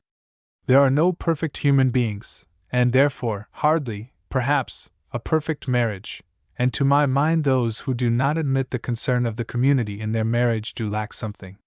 But to suppose that those people are immoral, when others who live together, legally licensed to do so, in selfishness, in infidelity, for financial reasons, or for social reasons, are moral is fundamentally dishonest.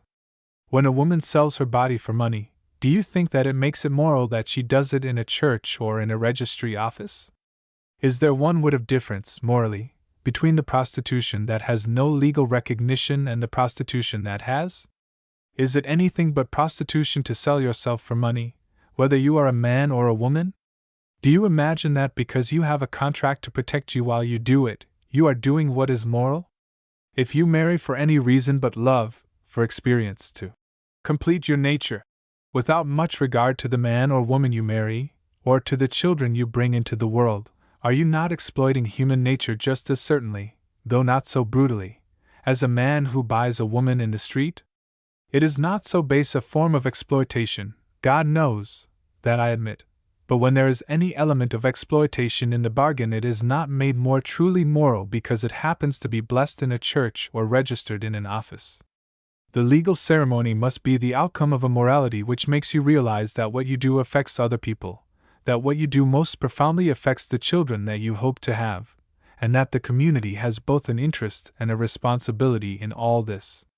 That is moral. But if the relationship thus to be legalized is not moral, it is dishonest to pretend that it can be made so by any ceremony which those concerned may undergo. But you will say, we cannot peer into other people's lives and judge them in this kind of way. How are we to know? How are we, who have many friends, many neighbors, on whom our standards must react, to judge their lives? We can tell who has gone through a legal ceremony and who refuses to do so. That is a nice convenient rule by which we can judge and condemn such people. But we cannot go poking into people's lives and studying their motives and judging their fundamental moral standards. No, you cannot. Why should you? This little set of iron rules makes it very easy to judge, does it not? But why do you desire it to be easy to judge? You and I know how infinite are the gradations between the most noble kind of chastity and the most ignoble kind of immorality. But which of us is to create a rigid standard and measure our friends and acquaintances against it? We do not do it with the other virtues. Why do we desire to do it with this one? Take such a virtue as truth.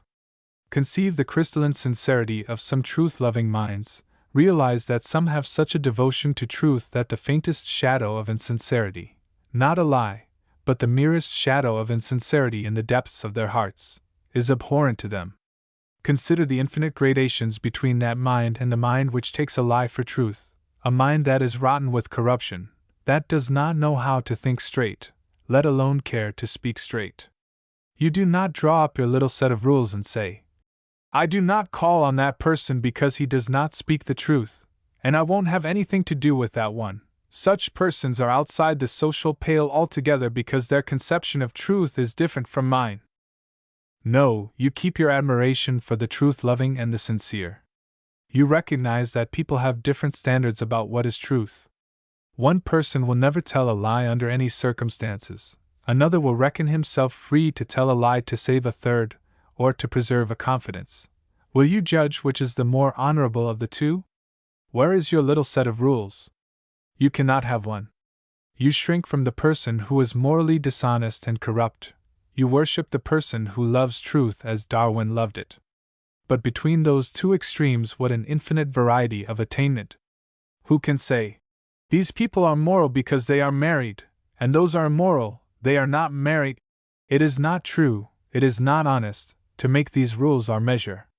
They do not meet the realities of human nature, and I contend that we, who have known souls so chaste and lovely that they make us in love with virtue, do far more to raise the moral standard of humanity by seeking to imitate such people than by setting up our little codes of rules and condemning or justifying all men by them. Let us treat this virtue as we do every other virtue, not fitting it to a set of rules which everyone knows do not fit the realities, but taking our courage in our hands and judging human beings, if we must judge them, by their real sincerity, their real unselfishness, their real unwillingness to exploit others, the measure of the chastity of their souls. The moral standard of the future, what should it be? Ye have heard that it was said by them of old time, Thou shalt not commit adultery. But I say unto you, that whosoever looketh on a woman to lust after her hath committed adultery with her already in his heart. It hath been said, Whosoever shall put away his wife, let him give her a writing of divorcement. But I say unto you that whosoever shall put away his wife, saving for the cause of fornication, causeth her to commit adultery, and whosoever shall marry her that is divorced committeth adultery. Again ye have heard that it has been said by them of old time, Thou shalt not forswear thyself, but shalt perform unto the Lord thine oaths. But I say unto you, swear not at all, either by heaven, for it is God's throne, nor by the earth, for it is his footstool, either by Jerusalem, for it is the city of the great King. Neither shalt thou swear by thy head, because thou canst not make one hair white or black. But let your communications be yea, yea, nay, nay, for whatsoever is more than these cometh from evil. Matthew v. 27-28, 31-37. I have tried to reach those realities of human nature on which human morality must be based. I believe that the fundamental things which we must take into account are, first, the complex nature of human beings, who having body, soul, and spirit to reckon with cannot neglect any one of these without insincerity, and secondly, the solidarity of the human race, which makes it futile to act as though the morals of any one of us could be his own affair alone. It is because of this solidarity that marriage has always been regarded as a matter of public interest, to be recognized by law, celebrated by some public ceremony, protected by a legal contract. All are concerned in this matter, for it affects the race itself, through the children that may be born. Human children need what animals do not, or not to the same extent. They need two parents, they need a stable and permanent home, they need a spiritual marriage, a real harmony between their parents, as well as a physical one. A child is not provided for when you have given it a home and food and clothing, since it is a spirit as well as a body, a soul and a spirit, a being craving for love, and needing to live in an atmosphere of love. The young of no other species need this as children do, and therefore, it is the concern of the community to see that the rights of these most helpless and most precious little ones are safeguarded. I cannot believe that any state calling itself civilized can ever disregard the duty of safeguarding the human rights of the child, and I repeat, its human rights are not sufficiently met when its physical necessities are guaranteed. But I go further. I claim that it is really the concern of all of us that people who love should do so honestly, faithfully, responsibly. Marriage should be permanent. That is true in a sense that makes it important to all of us that it should succeed. Those who have loved and ceased to love have not failed for themselves only but for all. They have shaken the faith of the world. They have inclined us to the false belief that love is not eternal. They have, so far as they could, destroyed a great ideal, injured a great faith. People, and some of these are my personal friends, and people for whom I have a very great respect, who affirm that a legal or religious marriage is not necessary because their relations to one another are not the concern of the community, may have, it seems to me, a morality that is lofty, but not one that is broad, not one that is truly human. It is not true, and therefore, it is not moral, to say that marriage is not the concern of other people. No one can fail in love, no one can take on himself so great a responsibility and fail to fulfill it, without all of us being concerned. Humanity is solidaire. The community is and must be concerned in the love of men and women in marriage. But what should be the nature of that concern? What should we, the community, hold up as the right standard of sex relationship, and what methods should we use to impose it on others? I think you will have gathered from what I have said already that, to my mind, marriage should be a union that looks forward to being permanent, faithful, monogamous. It should be the expression of a union of spirit so perfect that the union of the bodies of those who love follows as a kind of natural necessity. It should be the sacrament of love, the outward and visible sign of an inward and spiritual grace. And something of this perfection is to be found in many marriages that seem, and are, far from complete. I often hear of the lives of married people where there has been very much to overcome, where perhaps the marriage has been entered into in ignorance and error, where the passion that brought the two together has been very evanescent, where it has soon become evident that their temperaments do not fit, where it might easily be said that they were not really married at all. Yet there has been in these two such a stubborn loyalty to responsibilities undertaken, such a magnificent sense of faithfulness, such a determination to make the best out of what they have rather lightly undertaken, sometimes even only on one side, there has been such faith, such honor, such loyalty, such a refusal to admit a final failure, that a relationship poor in promise has become beautiful and sacred. In face of such loyalty, the theory that sex relationships can rightly be brief, evanescent, thrown aside as soon as passion has gone, seems to me very cheap and shoddy, very unworthy of human beings. Marriage should be all that, shall I say, the Brownings made of it. But when it is not, there is still often much that is left. Men and women, you cannot enter into one another's lives in this deep and intimate way and go on your way as though nothing had happened. You cannot tear asunder people so united without bleeding. You cannot make a failure of it without immeasurable loss. How do I love thee? Let me count the ways. I love thee to the depth and breadth and height my soul can reach, when feeling out of sight for the ends of being and ideal grace. I love thee to the level of everyday's most quiet need, by sun and candlelight. Who that has once heard this can easily take anything less? Or who, having loved in any of these ways, will lightly break the bond? I think that one of the most profoundly moral relationships I have ever met between a man and a woman was, in spite of all that I have said up till now, the relationship of a man to a woman to whom at first he was not legally married. It was her wish, not his, but they were not legally married. They had no children, and she was unfaithful to him more than once, and yet this man, and he did not call himself a Christian, this man felt that he had taken the responsibility of that woman's life, and though he could easily have put her away, and though, at last, she killed in him all that you would normally call love between a man and woman, and he learned to care for another woman, yet he would not abandon her because now she had grown to need him, and he felt he could not take so great a human responsibility as the life of another person and then cast it away as though it had never been. That is morality. To such a sense of what human relationships demand my whole soul gives homage. That seems to me a perfectly humane and, therefore, truly moral idea of what love involves. Such a sense of responsibility should go with all love. Passion cannot last, in the nature of things, and therefore those who marry do so, if they know anything at all of love, and God help them, many of them do not. But if they know anything at all of love, they know that it is physically impossible for this particular bond always to unite them. They must be aware that there is something more than that, something that must in the end transcend that physical union. Looking at marriage from that point of view, can one desire that it should be anything less than permanent, indissoluble? That which God made, and therefore, which no man should put asunder?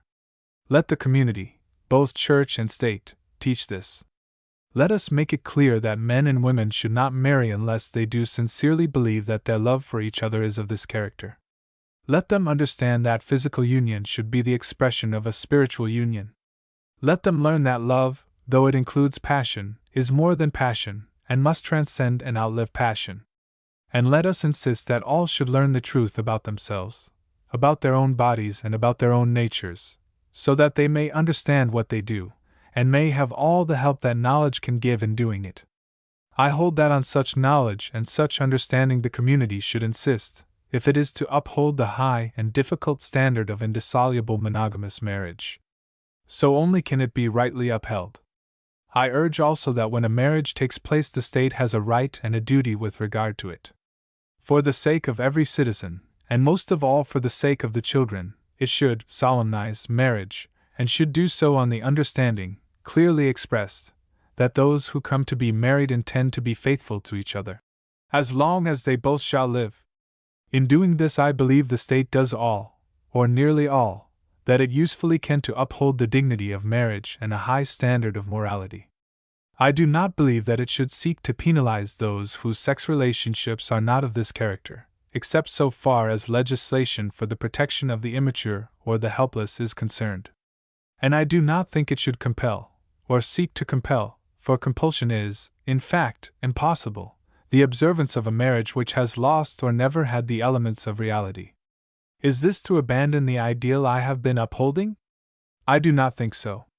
Let us refer again to the greatest of teachers and the loftiest of idealists, Jesus Christ. See what he teaches in the Sermon on the Mount and elsewhere. Everywhere he emphasizes the spiritual character of virtue and of sin. To be a murderer, it is not necessary to kill; to hate is, in itself, enough. If you hate, you are essentially a murderer. To be an adulterer, it is not necessary to commit adultery; to look on a woman lustfully is already to have committed adultery with her in your heart. It is the spirit that sins. So keep your spirit pure. It is not enough to keep your oaths; you should be so utterly and transparently sincere that there is no need and no sense in supporting your words by great oaths. Yea and nay should be sufficient. You will notice that the Sermon on the Mount has been divided in this chapter into a number of paragraphs, each of which begins by a reference to the old external law of conduct, and goes on to demand a more searching, more spiritual and interior virtue.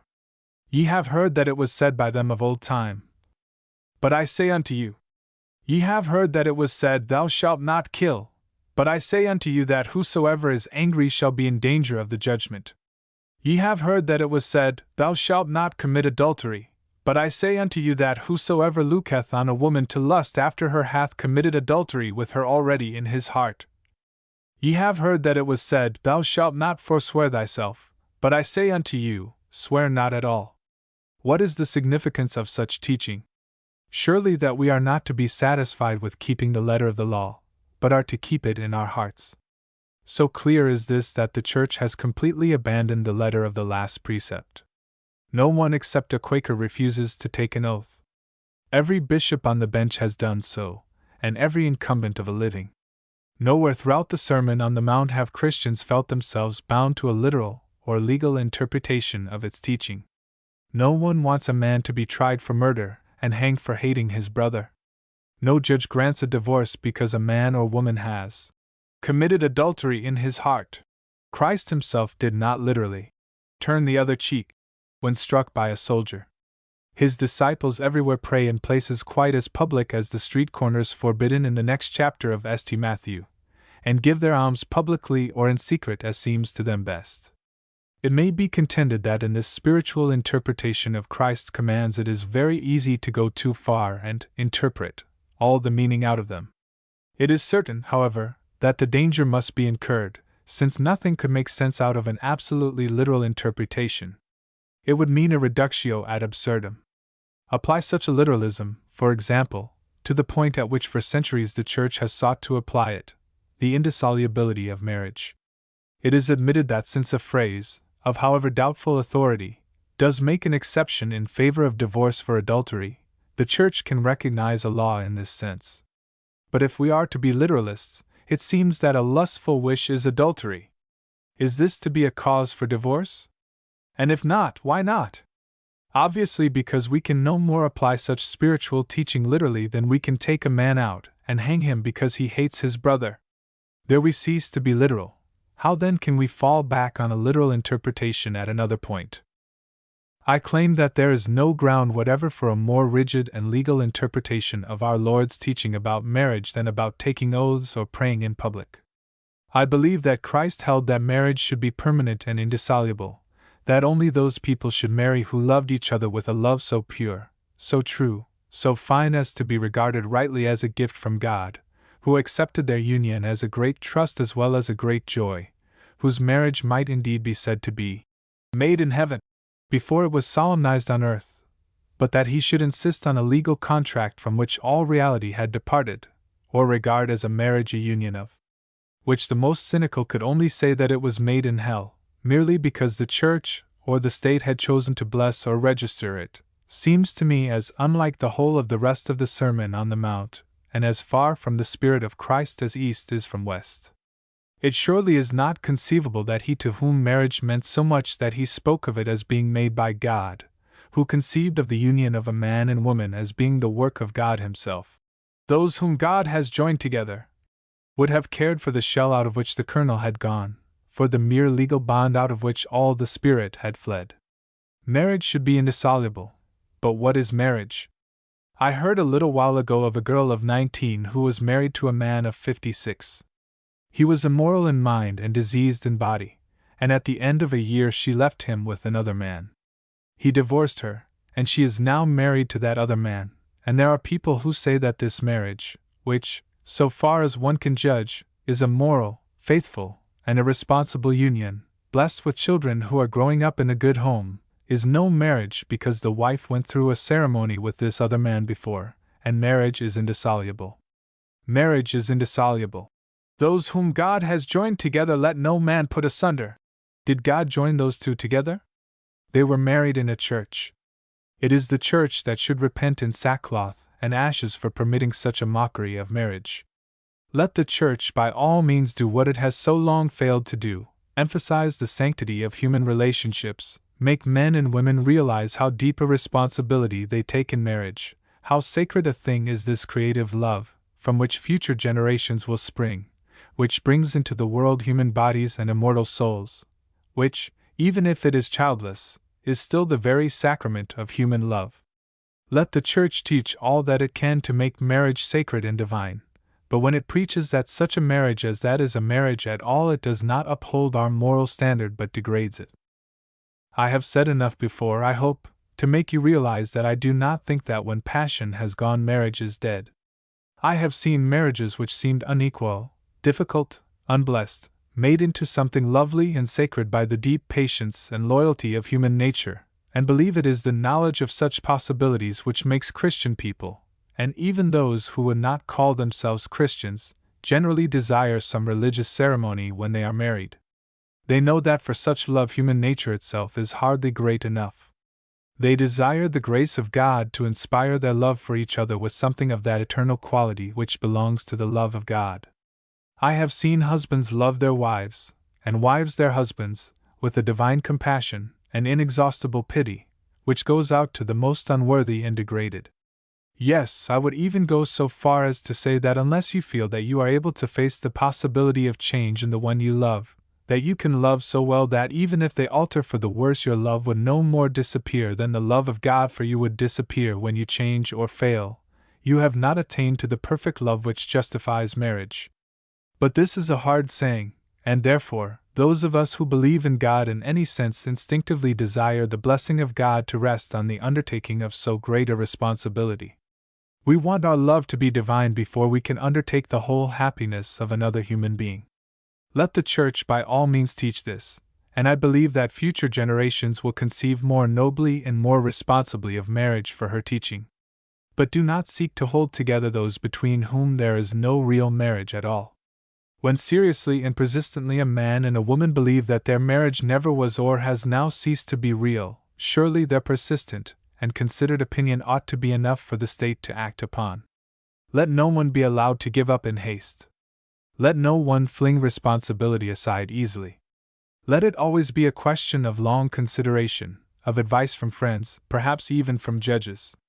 But I cannot help feeling that when through years this conviction that there is no reality in a marriage persists, this is the one really decent and sufficient reason for declaring that that marriage is dissolved. Let us have done with the infamous system now in force, by which a man and woman must commit adultery or perjury before they can get us to admit the patent fact that their marriage no longer exists as a reality. Let us have done with the system which makes a mockery of our divorce courts. I have the utmost sympathy with those who denounce the light way in which men and women perjure themselves to obtain release, but I affirm that the whole system is, in the main, so based on legalisms, so divorced from morality, that the resultant adulteries and perjuries are what every student of human nature must inevitably expect, however much he may regret and hate them. It will be in vain that laws are devised to prevent divorce by collusion, in vain that kings, proctors, or judges detect and penalize here and there the less wary and ingenious offenders. The law will continue to be evaded or defied. And the reason is fundamental. It is that the law is not based on reality. It affirms that a marriage still exists when it does not exist. It demands that two human beings should give to each other what they cannot give. And the essence of marriage being consent, it makes the fact that both parties desire its dissolution the final reason for denying them. To force a woman to demand the restitution of conjugal rights, when such rights have become a horrible wrong, to compel a man to commit, or perjure himself by pretending he has committed, adultery, before he can get the state to face the fact that his marriage is no longer a reality, is this to uphold morality? Is this the ideal of the Sermon on the Mount? Let us once for all abandon the pretense that all the marriages made in churches or in registrars' offices are, therefore, necessarily made in heaven. Let us get to work instead to see that the marriages of the future shall be made in heaven, and above all, let us abolish the idea that a marriage is a real marriage which is based on ignorance, on fraud, on exploitation, on selfishness. Let us not dream that we can raise our standard of morals by affirming that every mistake that men and women make in a matter in which mistaking is so tragically easy ought to imprison them in a lie for the rest of their lives. But let us take the ideal of Christ, in all its grandeur and all its reality, with our eyes fixed upon the ideal, but with that respect for human personality, that respect for reality and truth, which makes us refuse to accept the pretense that all the marriages we have known have been made by God. Let us, at least, in perpetuating such blasphemies as are some of the marriages on which we have seen the blessing of the Church invoked, cease to drag in the name of Christ to the defense of a system which has laid all its weight upon a legal contract, and kept a conspiracy of silence about the sacred union of body and soul by which God makes man and woman one. 6. A plea for light. Jesus said, "If any man walk in the day, he stumbleth not, because he seeth the light of this world. But if a man walk in the night, he stumbleth, because there is no light in him." My last address for the present, see, on the difficult questions that we have been considering here, Sunday after Sunday, is a plea for light. Footnote C. Another address was added a few weeks later in response to urgent requests. Walking in darkness has been, in sexual matters, the experience of most of us. Even now, in the 20th century, it is not too much to say that most of us have had to fight our battle in almost complete darkness, and something very near to complete isolation. There are two great passions connected with the bodies of men and women, so fundamental that they have molded the histories of nations and the development of the human race. They are the hunger for food and the instinct of sex. There is no other passion connected with our bodies so fundamental, so powerful, as these two, and yet, with regard to the second, most of us are expected to manage our lives and to grow up into maturity without any real knowledge at all, and with such advice as we get wrapped up in a jargon that we do not understand. We have been as those who set out to sea without a chart, as soldiers who fight a campaign without a map. I do not think this is too much to say of the way in which a large number of the men and women that I know, even those of this generation, have been expected to tackle one of the greatest problems that the human race has to solve. May I sketch what I imagine is the experience of most people? At some point in our lives we begin to be curious, we ask a question, we are met with a jest or a lie, or with a rebuke, or with some evasion that conveys to us, quite successfully, that we ought not to have asked the question. The question generally has to do with the matter of birth, the birth of babies, or kittens, or chickens. Some point of curiosity connected with the birth of young creatures is generally the first thing that awakens our interest. When we meet with evasion, lies, or reproof, we naturally conclude that there is something about the birth of life into the world that we ought not to know, and since it is apparently wrong of us even to wish to know it, it is presumably disgusting. We seek to learn from other and more grimy sources what our parents might have told us, and learning, arrive at the conclusion that in the relations of men and women there is also something that is repulsive. And since, in spite of this, our interest does not cease but becomes furtive curiosity, we also conclude that there is something depraved and disgusting about ourselves. Now, all of these three conclusions are lies, and therefore, we set out in life equipped with a lie in our souls. It is not a good beginning. It means that almost at once those of us who persist in our desire to know are in danger of losing our self-respect. We learn that there is something in sex that is base, so base that even our own parents will not speak to us about it, and because of that, and because a child instinctively does accept, during the first few years of its existence, what its parents or guardians say, we assume that there must be something bad in us, since we so persistently desire to know what is so evil that nobody will speak of it at all. Or if anyone does allude to it, it is with unwholesome furtiveness and a rather silly kind of mirth, so as to increase in the minds of many of us the sense that there must be something in our nature that we cannot respect because nobody else finds it beautiful or respectable. Our next step, especially if we are conscientious people, is to repress that something. And here I want to say a word in answer to a number of letters that I have had on the point which I raised early in this book, when I claimed that women have to pay as great a tax and suffer as great a hardship from repression as men do. People, both men and women, have written to say that this is not true, and to such I wish to make my point quite clear. I did not say that men and women suffered in the same way. I said that they suffered equally, and since the question has been raised, I should like just to answer it here. To me it seems, judging as far as I can, from the people that I know, that, speaking very generally, passion comes to a man with greater violence, and is more liable to leave him in peace at other times. Passion is to a man who is of strong temperament like a storm at sea. It seems the very embodiment of violence and force. The mere sight of the sea angry almost terrifies one, even if one is perfectly safe from the violence of the storm, but the depths are not stirred. And in the case of a woman I would take a different figure of speech altogether, and say that very often the strain on her is much less dramatic, much less violent, and more persistent. I think of the strain as something like that silent, uninterrupted thrust of an arch against the wall, of a dome on the walls that support it. There is no sign of stress.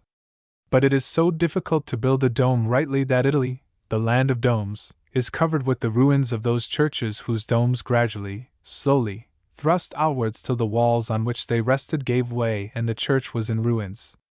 That kind of strain is easily denied by the very people who are enduring it. It is so customary, so much a part of their life, that they are unconscious of it. No one who studies psychology today can fail to realize how unconscious people often are of the seat and the nature of their own troubles. It is true that the tendency to exaggerate the importance of sex seems likely to vitiate to some extent the conclusions of psychologists like Freud and his disciples. But that they have revealed to us a mass of hitherto unknown and ununderstood suffering in the minds of both women and men, arising from the continual repression of a passion whose strength may be measured by the disastrous consequences caused by repressing it, no one who knows anything at all of modern psychology can deny. Those who do not understand their own trouble will often deny that the trouble exists, and deny it quite honestly. But those who have become the physicians of the mind are just beginning to learn how tremendous a sacrifice the world has asked of women in the past while denying that it was a sacrifice at all. Now, this repression follows, in many women and in a considerable number of men, on the assumption that there is something in sex too shameful to be spoken about or looked at in the light. We set out, I repeat, on our campaign without a map of the country, and with our compasses pointing the wrong way. And this, above all, is true when repression has caused some actual perversion in the mind, some arrested development, some abnormal condition. This is not always the consequence of deliberate repression on the part of the individual, but it is, I believe, often the consequence of an artificial state of civilization, an attitude towards a great and wonderful impulse which has perverted our whole view of what is divine and lovely in human nature.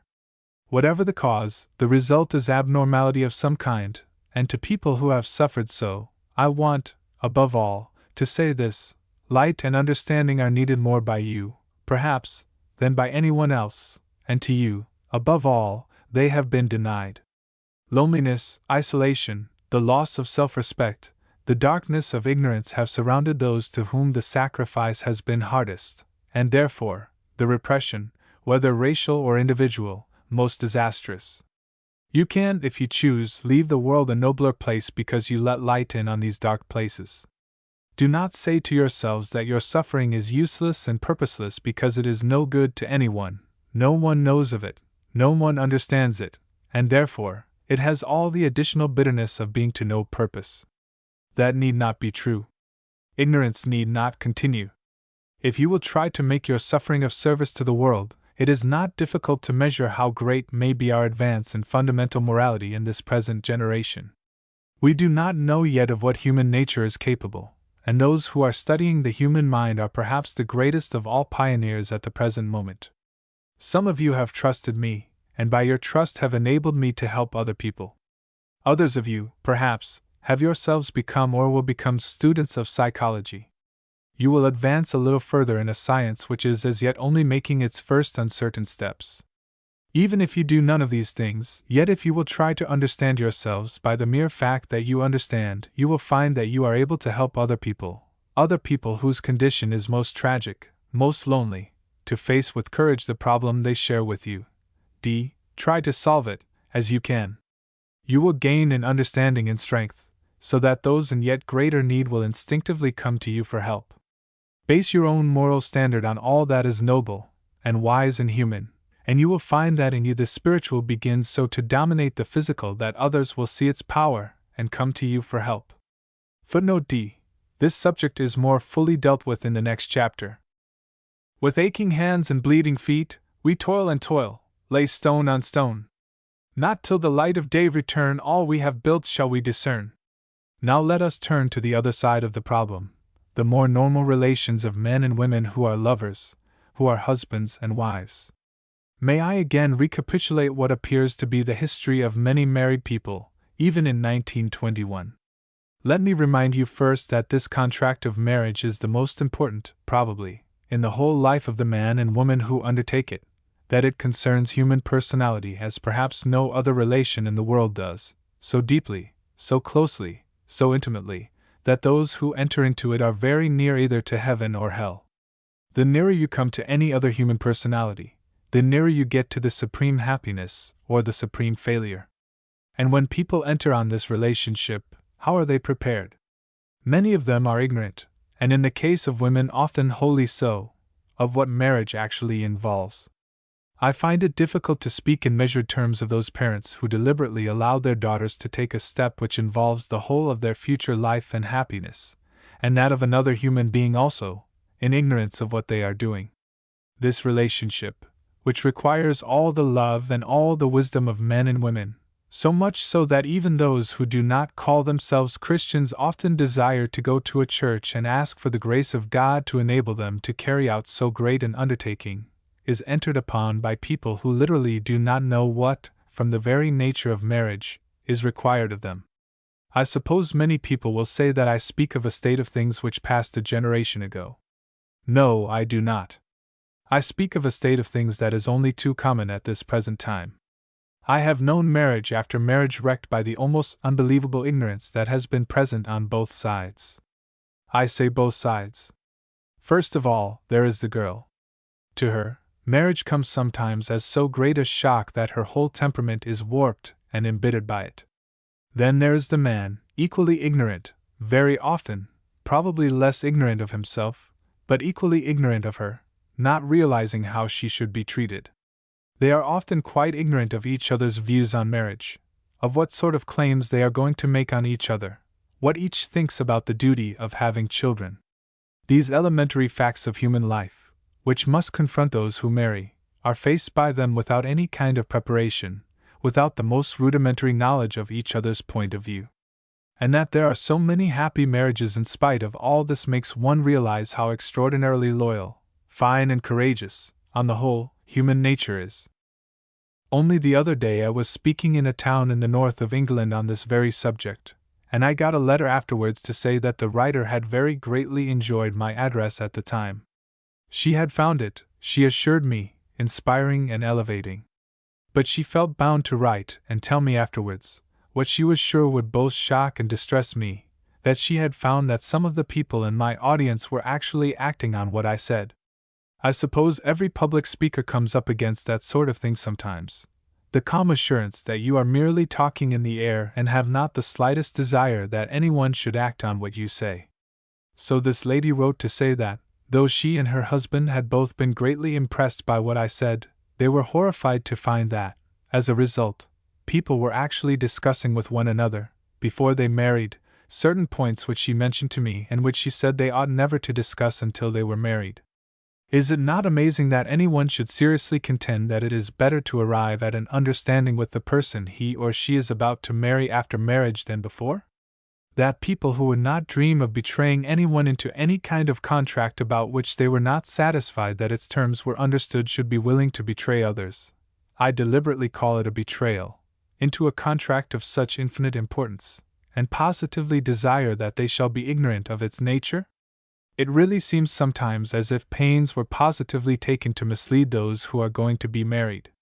One of the most amazing statements on this subject, for instance, is contained in the marriage service of the Church of England, where the bride and bridegroom are told that marriage was ordained that such persons as have not the gift of continency might marry and keep themselves undefiled members of Christ's body. That there should be anyone in the 20th century who does not know that a man or a woman who has not the gift of continency is totally unfit for marriage is really rather startling. What such a person requires is both a divine and a physician, but that he should be told that he is fit for marriage and that marriage was expressly designed for him is not only misleading, it is absolutely horrifying. It explains the tragic wreck which so many marriages become after a comparatively short time. I would urge, then, for the future, that we should not concentrate all our moral, ethical, religious, and social force on perpetuating the tragic failure of an empty marriage, but rather should concentrate our efforts on trying to make people understand what marriage is, what their own natures are, what marriage is going to demand from them, what they need in order to make it noble. I urge, moreover, that the same principle should apply to those who do not marry, that they also should learn in the light what their difficulties are going to be, how to face their own temperaments, how to deal with their own minds and bodies. Your temperament, men and women, does not decide your destiny, it does decide your trials. To know how to deal with it, and how to make it your servant, how so to enthrone spiritual power in your nature that it shall dominate all that is physical, not as something base, but as a sacred and a consecrated thing. It is on this that the teachers of today should concentrate with all their power. It is true that when we have learned all that is possible from teaching, there is still something to learn. In marriage, is it possible to know finally until the final step is taken? No, I do not think so. But when you consider how we have struggled against ignorance, how many pitfalls have been put in the path of those who desire knowledge, how we have, as it seems, done our best to make this relationship a failure, surely it is worth while, at least, to try what knowledge, and understanding, and education, and training can do. We cannot know all. That is no reason why we should not know all that we can. Surely marriage must be a divine institution, since we have done so much to make it a failure, and yet one sees again and again such splendid love, such magnificent loyalty and faith. You advocate. Someone wrote to me the other day. You advocate that people should leave each other when they are tired of each other. No, I do not advocate that anyone should accept a failure. I advocate that every human being should do all that is possible, more perhaps than is possible without the grace of God, to make marriage the noble and lovely thing it should be. I think those are faint-hearted who easily accept the fact that it is difficult, and from that drift swiftly to the conclusion that for them it is impossible. I advocate that the greatest faith and loyalty should be practiced. I believe in my heart that there is perhaps no relationship which cannot be redeemed by the love and devotion and the grace of God in the hearts of those who seek to make it redeemable. What I do say is that in church and state we should concentrate all our efforts on helping men and women to a wise, enlightened, noble conception of marriage before they enter upon it, and not on a futile and immoral attempt to hold them together by a mere legal contract when all that made it valid has fled. I believe that the more one knows of human nature, the more one reverences it. I believe that the vast majority of human beings strain every nerve rather than fail in so great a responsibility. Do you remember reading in Mr. Bertrand Russell's book, Principles of Social Reconstruction, of a little church of which it was discovered, not, I think, very long ago, that, owing to some defect in its title, marriages which had been celebrated there were not legal? Mr. Bertrand Russell says that there were at that time I forget how many couples still living who had been married in that church, who found that, by this legal defect, they were not legally bound. Do you know how many of those married people seized the opportunity to desert each other, and go and marry somebody else? Not a single one. Every one of those couples went quietly away to church and got married again. Religious people do sometimes think such mean things of human nature, and human nature is, for the most part, so much nobler, so much more loyal, so much more loving than we imagine. Lift up your eyes unto the hills from whence cometh your help. He that walketh in the light stumbleth not, for he seeth the light of the world. Let us face the future courageously, with great reverence for other people's opinions and views. Let us not join that mob of shouters who are prepared to howl at everyone who desires to say something that is not quite orthodox, but which is their serious and considered contribution to a great and difficult problem. Let us greet them with respect, however much we may differ from them. Let us look forward without fear. Believe me, below all the froth and scum of which we make so much, human nature is very noble.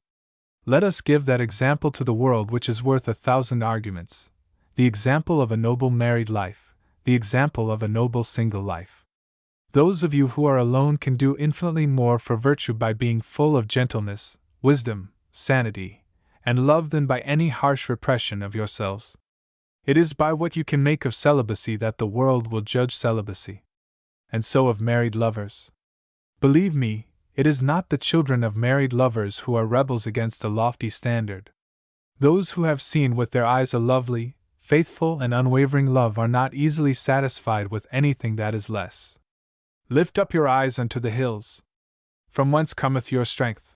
And in the light of a great ideal, in the light of knowledge, sincerity, and truth, in the light of what I know of human nature, I, for one, am not afraid for the future moral standard of this country. 7. Friendship. Saul and Jonathan were lovely and pleasant in their lives, and in their death they were not divided. They were swifter than eagles, they were stronger than lions. Ye daughters of Israel, weep over Saul, who clothes you in scarlet, with other delights, who put on ornaments of gold upon your apparel. How are the mighty fallen in the midst of the battle! O Jonathan, thou wast slain in thine high places. I am distressed for thee, my brother Jonathan, very pleasant hast thou been unto me, thy love to me was wonderful, passing the love of women. How are the mighty fallen, and the weapons of war perished! 2 Sam. I. 23-27. And Orpah kissed her mother-in-law, but Ruth clave unto her. And she said, Behold, thy sister-in-law has gone back unto her people, and unto her gods, return thou after thy sister-in-law. And Ruth said, Entreat me not to leave thee, or to return from following after thee, for whither thou goest I will go, and where thou lodgest I will lodge, thy people shall be my people, and thy God my God, where thou diest, will I die, and there will I be buried, the Lord do so to me, and more also, if aught but death part me and thee. Ruth I. 14-17. People have sometimes discussed with me whether it is right to have as intense and absorbing a love for a friend of one's own sex as exists between lovers. The word absorbing is perhaps the difficulty in their minds. All love is essentially the same, and it has been pointed out that the great classic instances of great love have been almost as often between friends as between lovers. But the test of love's nobility remains the same. If it is in the strict sense absorbing, if, that is, it is exclusive, if it narrows one's interests instead of enlarging them, if it involves a failure in love or sympathy with other people, it is wrong. It is not in the true sense love. But if it enriches the understanding, widens interests, deepens sympathy, if, in a word, to love one teaches us to love others better, then it is good, it is love indeed. A friendship which is of such character that no one outside it is of any interest, a maternal love which not only concentrates on its own but wholly excludes all other children, even a marriage which ultimately narrows rather than widens and is exclusive in its interests, is a poor caricature of love. A young mother may, in the first rapture of her motherhood, seem wholly absorbed, but, as a matter of fact, she generally ends by caring more for all children because she loves one so deeply. Even lovers, after the first absorption of newly discovered joy, must learn to share their happiness and the happiness of their home with others if it is not to grow hard and dull. And friends may easily estimate the worth of their friendship by the measure with which it has humanized their relations to all other human beings. There is another test also for love. Does it express itself naturally and rightly? This test is much more difficult to apply. One may believe that all love is essentially the same, but it is certain that all human relationships are not the same, and therefore, love cannot always be expressed in the same way. But it is not possible to lay down any exact rule between the sort of expression legitimate to each. Everyone must have suffered sometimes from a sense of having forced undesired demonstrations on other people, or having them forced on oneself. One's suffering in the first instance is intensified by the knowledge of the extremity of revolt created by the second. There is nothing, I suppose, more acutely painful than the sense of being compelled to accept demonstrations of affection to which one cannot in the same way respond. I believe that this shrinking from expressions which seem unnatural is rightly intensified 100-fold when the sense of wrongness or unnaturalness is due not to the individual but to the relationship itself. The love which unites the soul to God, children to their parents, mothers and fathers to sons and daughters, lovers to one another, friend to friend, the disciple to his master, is all one. You cannot divide love. But to each belongs its right and natural expression, and to parity the love of lovers between friends revolts the growing sense of humankind. The very horrors of prostitution create a less shuddering disgust than the debauching of a young boy by an older man, though with a tragically common injustice society is more apt to be disgusted by the unfortunate victim, bearing all the marks of his moral and physical perversion, than by the more responsible older man who profits by or even creates it. Yet it is, as I have said, only by the growing sense of humanity that such things are condemned. They were not always so in every case. On the contrary, it has sometimes been maintained that friendship between men was so much nobler than the love of men and women that even when it demanded physical expression it was still the finest of all human relationship. This idea was, of course, widely held by the Greeks during the noblest epochs of their history, and Plato, though he does not, as is commonly believed, justify such expression as good in itself, evidently regards it as practically inevitable and, therefore, to be condoned. And though from this indulgent attitude there has been a very general revolt in modern times, the reaction has not always been very discriminating in its condemnation or very just in its reprisals. Now, in consequence, no doubt, of this injustice, there has arisen another attempt to assert the superior nobility of friendship over love, and even to claim a superior humanity for people who are more attracted by members of their own sex. Footnote E. I am using the terms friendship and love, in their ordinarily accepted and narrow sense, as meaning respectively the love of friends and the love of lovers. This is arbitrary, but I cannot find other words except by using long phrases. There is not in this any question of the bestial depravity which deliberately debauches the young and innocent. It is a question of the kind of friendship glorified by Plato. And those who uphold the Platonic view are not always debauches but sometimes men and women who, however incomprehensibly, still sincerely believe that they and not we who oppose them are the true idealists. This is why it is worthwhile to state our reasons for our profound disagreement, and to do so as intelligently and fairly as possible. It is also worthwhile because no one has suffered more cruelly or more hopelessly than those whose temperament or abnormality has been treated by most of us as though it were in itself, and without actual wrongdoing, a crime worthy of denunciation and scorn. First, then, let it be remembered that the highest types humanity has evolved have been men and women who are really human. That is to say, who have not only those qualities which are generally regarded as characteristic of their sex, but have had some share of the other sex's qualities also. A man who is, if such a thing could be, wholly and exclusively male in all his qualities would be repulsive, so would a woman wholly and exclusively female. One has only to look at history to realize it. Compared with the exquisite tenderness and joy of a St. Francis of Assisi, the courage and determination of a St. Joan of Arc, the intellectual power of a St. Catherine of Siena or St. Teresa of Spain, the brute male, who is wholly male, the eternal feminine, with her suffocating sexuality seem on the one hand inhuman, on the other subhuman.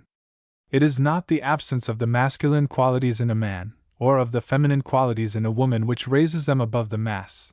It is the presence and power of both, and no man is truly human who has not something of the woman in him, no woman who has not something of the man. Here is a certain truth.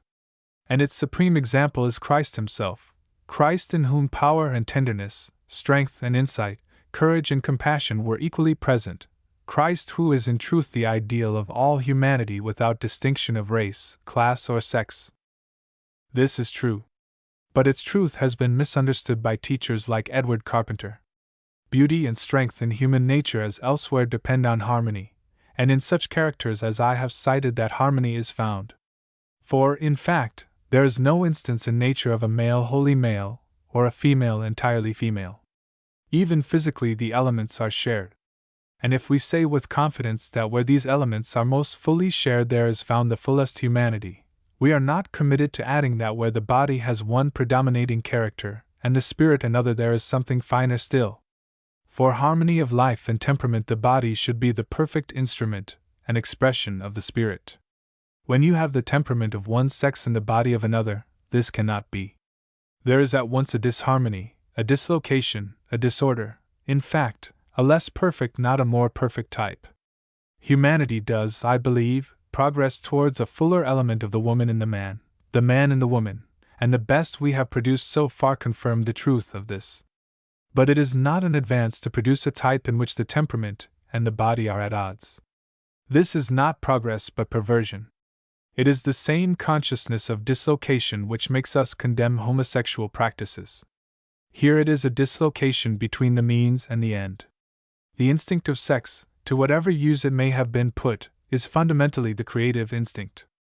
It is not by an accident, it is not as a side issue, that it is through sexual attraction that children are born.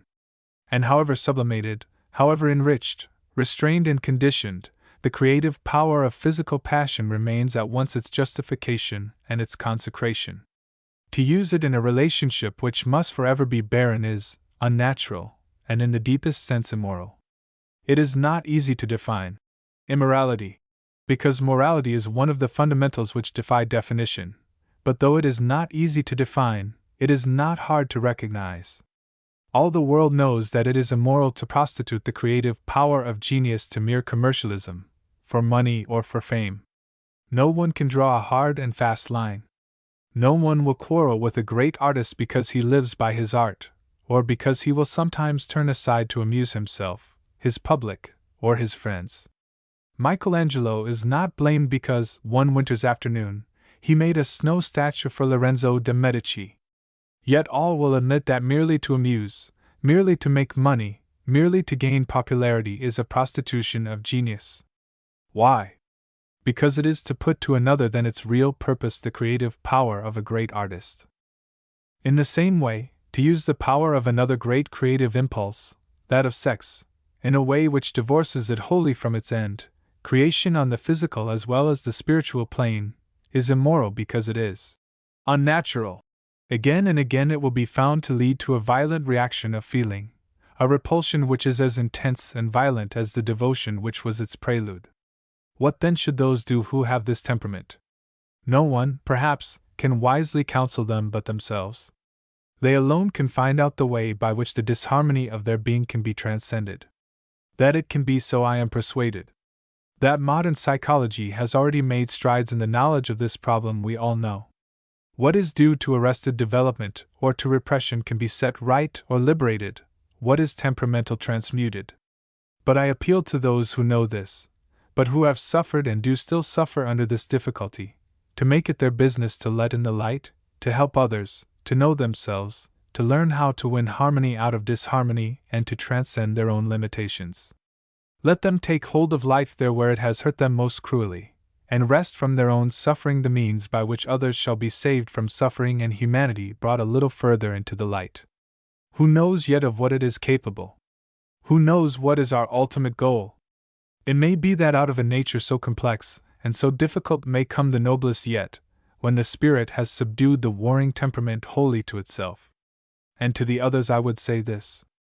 If the homosexual is still the most misunderstood, maltreated, and suffering of our race, it is due to our ignorance and brutal contempt. How many have even tried to understand? How many have refrained from scorn? Other troubles have been mitigated, other griefs respected if not understood. But this we refuse even to discuss. We are content to condemn in ignorance, boasting that we are too good to understand. In consequence, though a few here and there have preached homosexuality as a kind of gospel, far more have suffered an agony of shame, a self-loathing which makes life a hell. To be led to believe that one is naturally depraved, to be condemned as the worst of sinners before one has committed even a single sin. Is that not the height and depth of cruelty?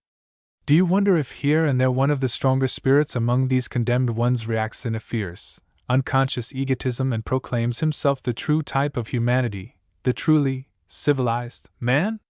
How shall they see clearly whom we have clothed in darkness, or judge truly who are so terribly alone? To have a temperament is not in itself a sin. To find in your nature a disharmony which you must transcend, a dislocation you have to restore to order, is not a sin. Whose nature is all harmony? Whose temperament guarantees him from temptation? Is there one here who is not conscious of some dislocation in his life that he must combat? Not one. It is a disharmony to have an active spirit in a sickly body. It is a disharmony to have, like one of the very greatest of Christ's disciples, a thorn in the flesh to buffet him. Who shall deliver us from this body of death? When you hear of a Beethoven deaf or of a Robert Louis Stevenson spitting blood, are you not conscious of disharmony? Where there is perfect harmony, perfect, I say, such a dislocation could not be. Epilepsy has been called la maladie de grands, because some great ones have suffered from it. Perhaps St. Paul did. It is not possible to imagine Christ doing so. In him there existed so perfect a harmony of being that one can no more associate him with ill health than with any other disorder or defect. Yet we do not speak, or think, with horrified contempt of the disharmony present in St. Paul or in Beethoven. Rather we reverence the glorious conquest of the spirit over the weakness and limitations of the flesh.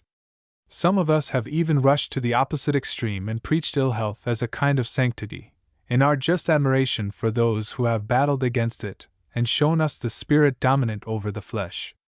But it will be urged, ill health is quite another kind of disharmony than vice. We are not responsible for it, and cannot be blamed. I am not prepared to admit that this is altogether true, but I will not discuss it now. The point I want to make clear, if I make nothing else clear, is that to be born with a certain temperament is not in itself a sin, nor does it compel you to be a sinner. Your temperament decides your trials, it does not decide your destiny. It is no more wicked to have the temperament of a homosexual than to have the weakness of an invalid. It is difficult for the spirit to dominate, and to bring into a healthy harmony a body predisposed to illness and disorder. The greater the glory to those who succeed. Let us confess with shame that in this other and far harder case we have not only ignored the difficulty and despised the struggler, but, God forgive us, have, so far as in us lay, made impossible the victory. 8 Misunderstandings. If there is one result or conclusion that we may pick out from the science of sex which has developed so rapidly of recent years, as thoroughly established and permanently accepted, it is that the old notion of the sinfulness of the sex process, in SE, is superstitious, not religious, and must be discarded before ethical religion can assert its full sway over humanity's sex life. And most assuredly, the conception narratives of the New Testament, by retaining the sex process to the important extent of normal pregnancy and parturition, foreshadowed and hallowed this development of ethical thought. They make it clear that the Spirit of God and the Spirit of woman, in conscious union, refuse to justify superstitious and paralyzing fears, refuse to allow that the sex process is irredeemable. They render possible and imperative the working out of the ethical problems directly concerned with sex. Northcote, Christianity and Sex Problems, pages 415, 416. During the course of these addresses I have more than once, and with more than common urgency, pleaded for the light of knowledge, that we may in future not make so many disastrous mistakes from sheer ignorance and misunderstanding. I have been asked to say more definitely what misunderstandings I had in mind, and to discuss them with at least as much courage as I have so pressingly demanded from others. The demand is just, and I feel the less able to disregard it because I have discussed these very difficulties with people whose lives have been wrecked by the ignorance in which they were brought up, or saved by knowledge wisely imparted before the difficulties arose. Knowledge cannot save us from hardship or difficulty. It cannot make us invulnerable to attack, or lift us above the ordinary temptations of ordinary mortals. But it can show us where we are going. It can guide us when we wish to be guided. It can save us, when we wish to be saved, from mistakes cruel to ourselves and often far more cruel to other people. For instance, it is very generally believed that the struggle for continence is greatly eased by continual and even exhausting physical activity. To work hard, to work even to exhaustion, is believed by some to be a panacea. At our great public schools the craze for athleticism is justified on the ground that, even at the expense of the things of the mind, it does at least keep the boys from moral evil. I believe this to be a mistake, and a mistake which is due to our looking at sex from a too purely physical point of view. It is, of course, imbecile to forget the physical, and deal with sex simply as a sin, but it is no less stupid to forget that our bodies and souls are intimately bound together, and that there is much more in passion than a merely physical instinct. As a matter of fact, a tired person is not immune from sex hunger, and even an exhausted person is likely to find that, far from sexual feeling being exhausted too, it turns out to be the only sensation that will respond to stimulus at all. The exploitation of sexuality by our theaters and press is not successful only in the case of the idle and the overfed. It finds its patrons also among those who are too tired to put their minds into anything really interesting from an intellectual or artistic point of view, but whose attention can be distracted and whose interest held by a more or less open appeal to the primitive instincts of sex. Tired people want to be amused and interested if possible, but they are not easily amused by anything that appeals to the mind, because they are tired. They want a sensation other than the customary one of fatigue, and the easiest sensation to excite is a sexual one. They get it thinly disguised, in a theater or music hall, more thickly disguised in the form of cheap fiction, or quite undisguised elsewhere. But the idea that sexuality is destroyed by fatigue is a very mischievous illusion which has misled and helped to destroy some of the most honest strivers after self-control. Such people will, with a touching belief in saws, seek to find in exhaustion relief from temptation. But it is not amusing always to feel tired. One desires at last something else, some other kind of feeling, and one is too tired to make an effort. But sexual sensation is easily excited, and in the end the unfortunate finds that he has yielded again. His hard fight has only ended in defeat, and he either abandons the advice as mistaken, or himself as hopelessly and uniquely depraved. The truth is, of course, that what is needed is not physical exhaustion any more than physical idleness and overfeeding. What is wanted is hard and interesting work, work that absorbs one's mental as well as physical strength. A boy at a public school who really cares for games can pour his energies into them and appear a fine example of the system. A boy who, though games are compulsory, cannot interest himself in them at all, is not helped by being physically exhausted. If, then, he yields to a temptation the other has escaped, this need not be because he is more wicked or more weak. It may quite well be because the insistence on athleticism, which has been elevated into a cult in our public schools, has supplied a real and absorbing interest for the one, but has merely used the physical capacity of the other without touching his mind or his spirit at all. When shall we learn that every human being is a unity, and that to ignore any part of it, body, mind, or spirit, is idiotic? The muscular Christian who believes that continence is achieved by physical fatigue is as short-sighted as he who would treat the whole matter as a purely ethical problem. But the man or woman who works hard at some congenial and absorbing task, especially if it be creative work, finds the virtue of continence well within his grasp without exhaustion and without asceticism. It is because sex is essentially the creative, power in humanity that we have to direct its force into some more spiritual channel than mere physical labor, if we are to make ourselves its master. Again, an increasing number of us believe that to master our physical impulses is possible, and that it has seemed impossible, at least for men, in the past largely because so little knowledge and so little common sense has been used in achieving mastery. Naturally, it was simpler to assume that it was impossible to control oneself than to find out how to make it possible, but as we grow more civilized we cease to be perfectly content with this simple plan, and begin to perceive its extraordinary injustices and brutalities.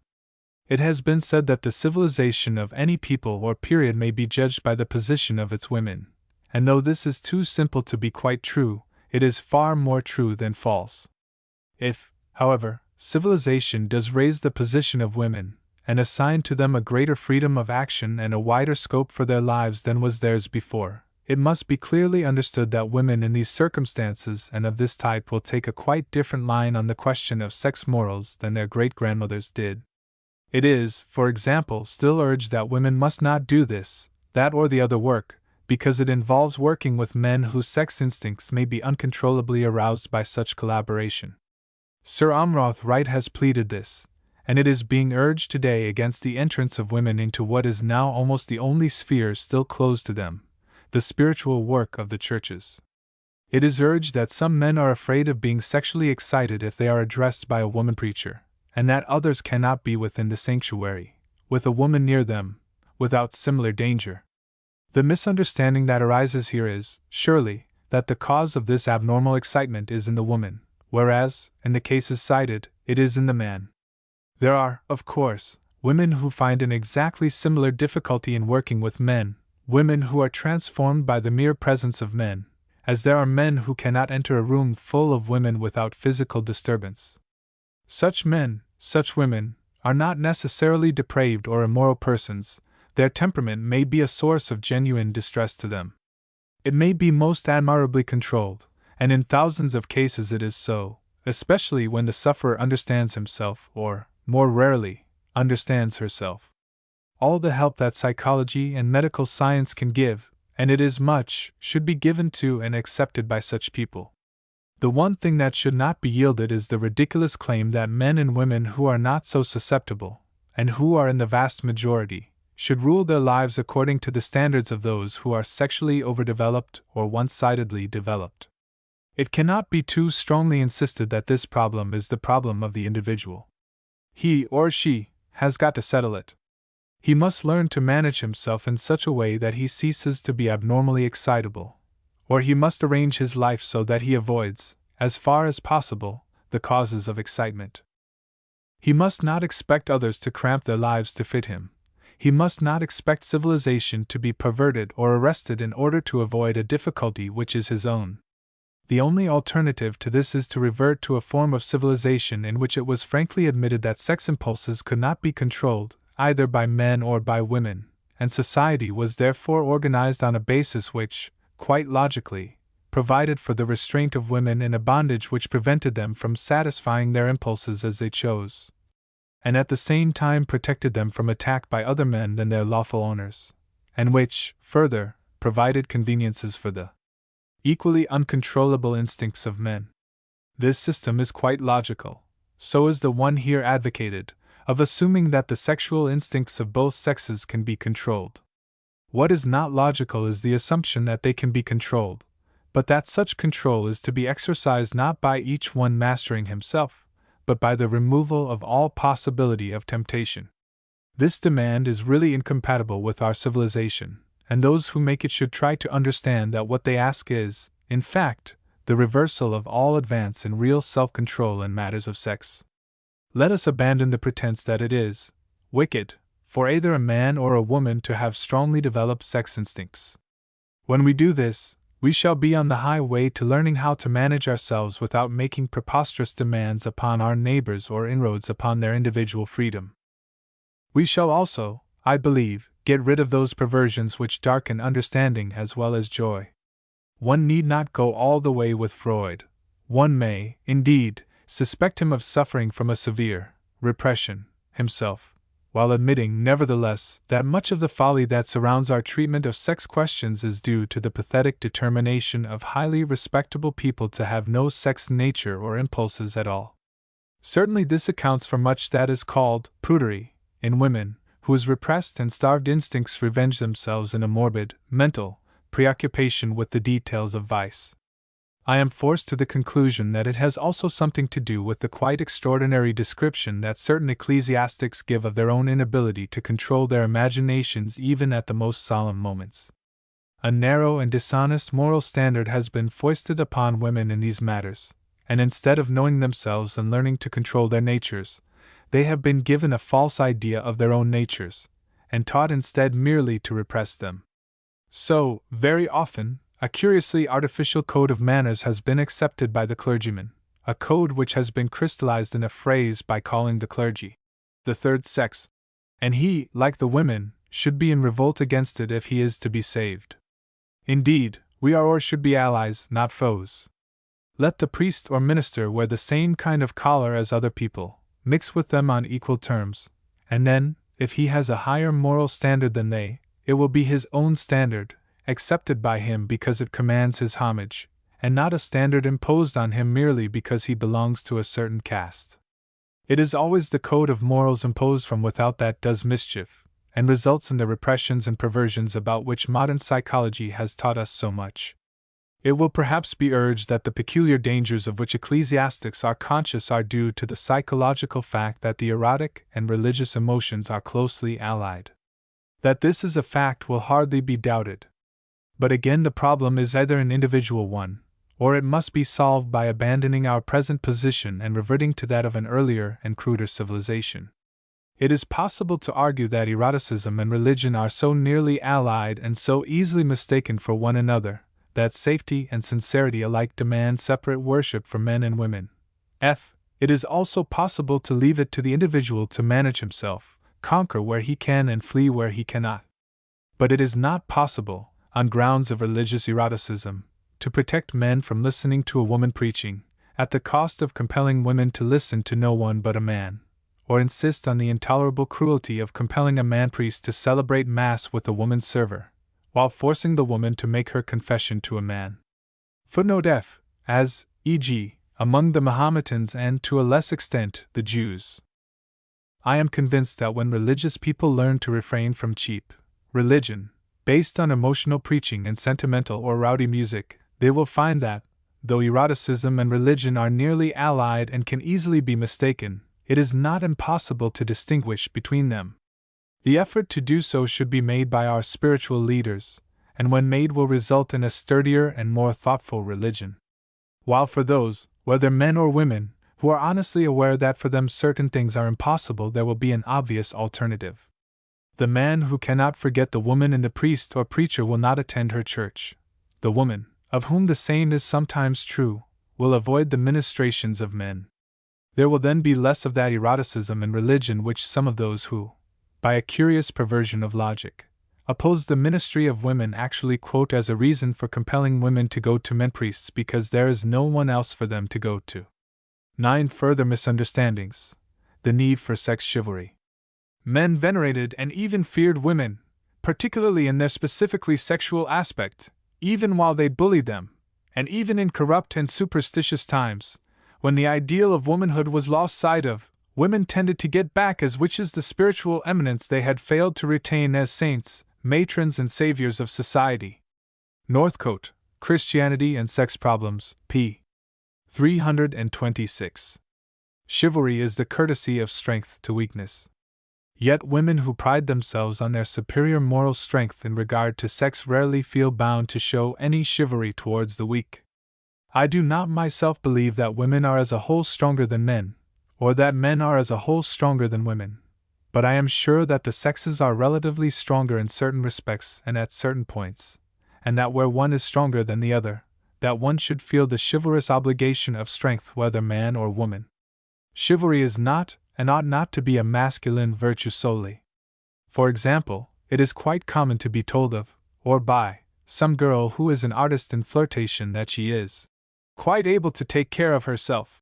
This appears to mean that whoever suffers, she will not, and whatever is given, she will not be the giver. It is possible to go further and say that whatever she buys she will certainly not pay for. What does she buy? Well, it depends, of course, on what she wants and what is her social class. But roughly speaking, she wants both pleasure and homage, not only theaters and cinemas, ice creams or chocolates, but the incense that goes with such things, the demonstration of her triumphant sexual charm, which evokes such offerings. Of course, in a great deal of this there is no harm. People who like each other will like to please each other, to give pleasure, and to enjoy it together. But there is something beyond this which is not harmless but detestable, and that is the deliberate playing on sexual attraction in order to extract homage and to demonstrate power. A girl will sometimes play on a man as a pianist on his instrument, put a strain on him that is intolerable, fray his nerves and destroy his self-control, while she herself, protected not by virtue but frigidity, complacently affirms that she can take care of herself. The blatant dishonesty of the business never strikes her for a moment. She takes all she wants and gives nothing in return, and honestly believes that this is because she is virtuous. That she is a thief, and one who combines theft with torture, never occurs to her, yet it is true. Observe, I do not suggest that it would be creditable if she did pay. It would be no more so than Herod's payment of John the Baptist's head. But although it is wrong to take something you want and give in return what you ought not to give, it would be a curious sort of morality that would go on to argue that it is right to take all and give nothing. Both transactions are immoral and one is dishonest. On the other hand, it must be remembered that a parasite must take all and give nothing or as little as possible. That is the law of its being. And so long as men resent the independence of women, and enjoy the position of perpetual paymaster, so long will many women be driven to use the only weapon they have left. Moreover, it is fair to say, and this is why I plead for light, that many of them are genuinely ignorant that they are playing with fire. The more frigid they are themselves, the less are they able to gauge the forces they are arousing. The more ignorant they are, the less possible is it for them to be chivalrous to those whose strength and weakness they alike misunderstand. The half-knowledge, the instinctive arts, which girls sometimes display continually mislead men into thinking them a great deal cleverer than they are. Each is ignorant of the other's weakness, and each puts the other in danger because of that ignorance. I once spoke to a big meeting of girls in the neighborhood of a big camp, during the war, and reflecting on the difficult position of the men, their segregation from ordinary feminine society, their distance from their homes, their unoccupied hours, and the inevitable nervous and emotional strain of preparing for the front, I tried to make the girls realize how hard they could make it for the men to keep straight, if they were ignorant or foolish themselves. I knew, and said so, that the girls were in a difficult position too, but after all, they prided themselves on being the more moral, i.e., the stronger sex, and should be chivalrous. Afterwards I got a reproachful letter from a woman patrol, who assured me that if anything went wrong, it was not the fault of the girls. They are a rough lot, she wrote, and of course they like to have a soldier to walk out with. They like to romp with the men, and to kiss them, and perhaps they do go rather far in letting the men pull them about. But they have no intention whatever of going any further. If things do go further, it is the men's fault, not the girls'. I could hardly have a better instance of the sort of thing I mean. The girls want to have fun, up to a certain point, and there stop. It does not occur to them that there may be a difference in the point at which they propose, or wish, to stop, and that at which the man can. That there is any physiological or psychological factor in the case which makes stopping possible at one moment, and next door to impossible at another, and that these factors may differ between the sexes, so that one cannot stop just where the other can, is quite a new idea not only to factory girls but to women patrols, at least to some of them. A girl will cheerfully start a man rushing down an inclined plane, and then complain because he continues rushing till he reaches the bottom. Well, in a sense, we ought not to complain of either of them. We ought to challenge the senseless way in which they are kept in the dark about each other. In these days, when so much greater liberty is accorded to boys and girls than was given in the past, the friends of liberty should insist with obstinacy on the need for knowledge. For if liberty is unaccompanied and unguided by knowledge, its degeneration into license will be triumphantly used by the lovers of bondage as an argument against liberty itself. Let me then say boldly that I am all for liberty. I want boys and girls, men and women, to see far more of each other and get to know each other much better than in the past. I believe in coeducation, and in real coeducation, not the sham that is practiced in some of our universities and colleges. I see the risks and I want to take them. I know there will be disasters, and I think them much less disastrous than those attending the methods of obscurantism and restraint.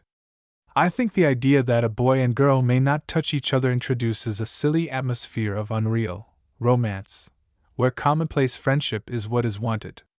But with all this, and because of all this, I want a girl to know that a boy's body and mind are not exactly like hers, and perhaps a boy to know that a girl's is not totally unlike his. In what way do they differ? The male, I think, is more liable to sudden gusts of passion, of violence so great as to be almost uncontrollable, at least so nearly so as to make it both cruel and stupid to arouse them. A woman's nature is not, generally, so quickly stirred. She takes longer to move, hence the universal fact of courtship. Or rather, it might be more accurate to say that he and she may both start at the same time from the same point, but she takes longer to reach the end, and because this is so, is more capable of stopping before the end is reached. This she does not understand, and expects that if she can pause, so can he, while he also misunderstands, and does not know that there is for her, just as much as for him, a moment when self-control becomes impossible. I have said so much about the lack of chivalry shown by women to men that it is only reasonable to point out that the reverse is true, and that men are often extraordinarily unchivalrous towards women. The cause is, of course, the same. They do not realize what a strain they are putting on them. There is still a very general assumption, even by those who really know better, that women have no passions and are untempted from within. I have often been assured by men of the world that a woman can always stop a man if she wants to. No doubt she can, some men. She can stop them if she wants to. The trouble is that a time comes when she cannot want to. The bland assumption that a man has a perfect right to play on a woman's sex instincts till they are beyond control, and then call her the guilty one because they are beyond control, is based on the age-old determination not to recognize the full humanity of women. They are different from men. So they are. I have admitted it. But the likeness is much greater than the difference. And neither the likeness nor the difference makes self-control an easy thing for her. It is easier up to a certain point, because she is more slowly moved. It is harder when that point is reached because her whole nature is involved. She has never learned to say that she can give her body to one while remaining spiritually faithful to another, and perhaps she never will learn. I at least suspect so. She may be as fickle as a man, but it will be in a different way. Of course, in all this I generalize very rashly from a very narrow experience. My excuse is that these things must be discussed if we are ever to generalize more safely, or to learn that we must not generalize at all. And I have come to the conclusion that it is perhaps as possible to know something of what is or is not true when one is unmarried as when one is married. At least one escapes the snare into which so many married people surprisingly fall, of generalizing from an experience which is not merely as narrow as everyone's must be, but actually unique, which enables them to pronounce with stupefying confidence that all men are as this man is, all women as his wife, and all marriages as his marriage.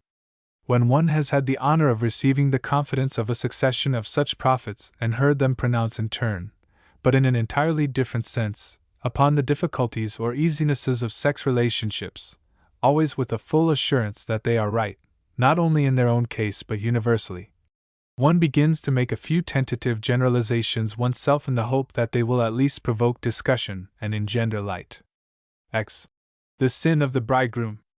A deathless bubble from the fresh lips blown of cherubim at play about God's throne seemed her virginity. She dreamed alone dreams round and sparkling as some sea-washed stone. Then an oaf saw and lusted at the sight. They smashed the thing upon their wedding night. Dunch, Susan Miles. Something has been said by others of one of the most fruitful sources of misunderstanding between men and women, where misunderstanding is likely to have the most disastrous results, what has been called by Rosegger the sin of the bridegroom. Perhaps sin is a mistaken word. If irreparable harm is often done on the wedding night, it is quite as much due to ignorance as to cruelty. Nothing is more astonishing than the widespread ignorance of men and women of the fact that courtship is not a mere convention, or a means of flattering the vanity of women, but a physiological necessity if there is to be any difference at all between the union of lovers and a rape. It is all, I suppose, part of the old possessive idea which, making of a woman something less than a human personality with wishes, desires, and temperament of her own, forbade the man to realize or even to know that her body has its needs as well as his, and that to regard it merely as an instrument is to be in danger of real cruelty. You can bargain for the possession of a violin, and the moment it is yours, may play upon it. It is yours. If you are in the mood to play, it must be ready for you. If it is not, then tune it, and it will be.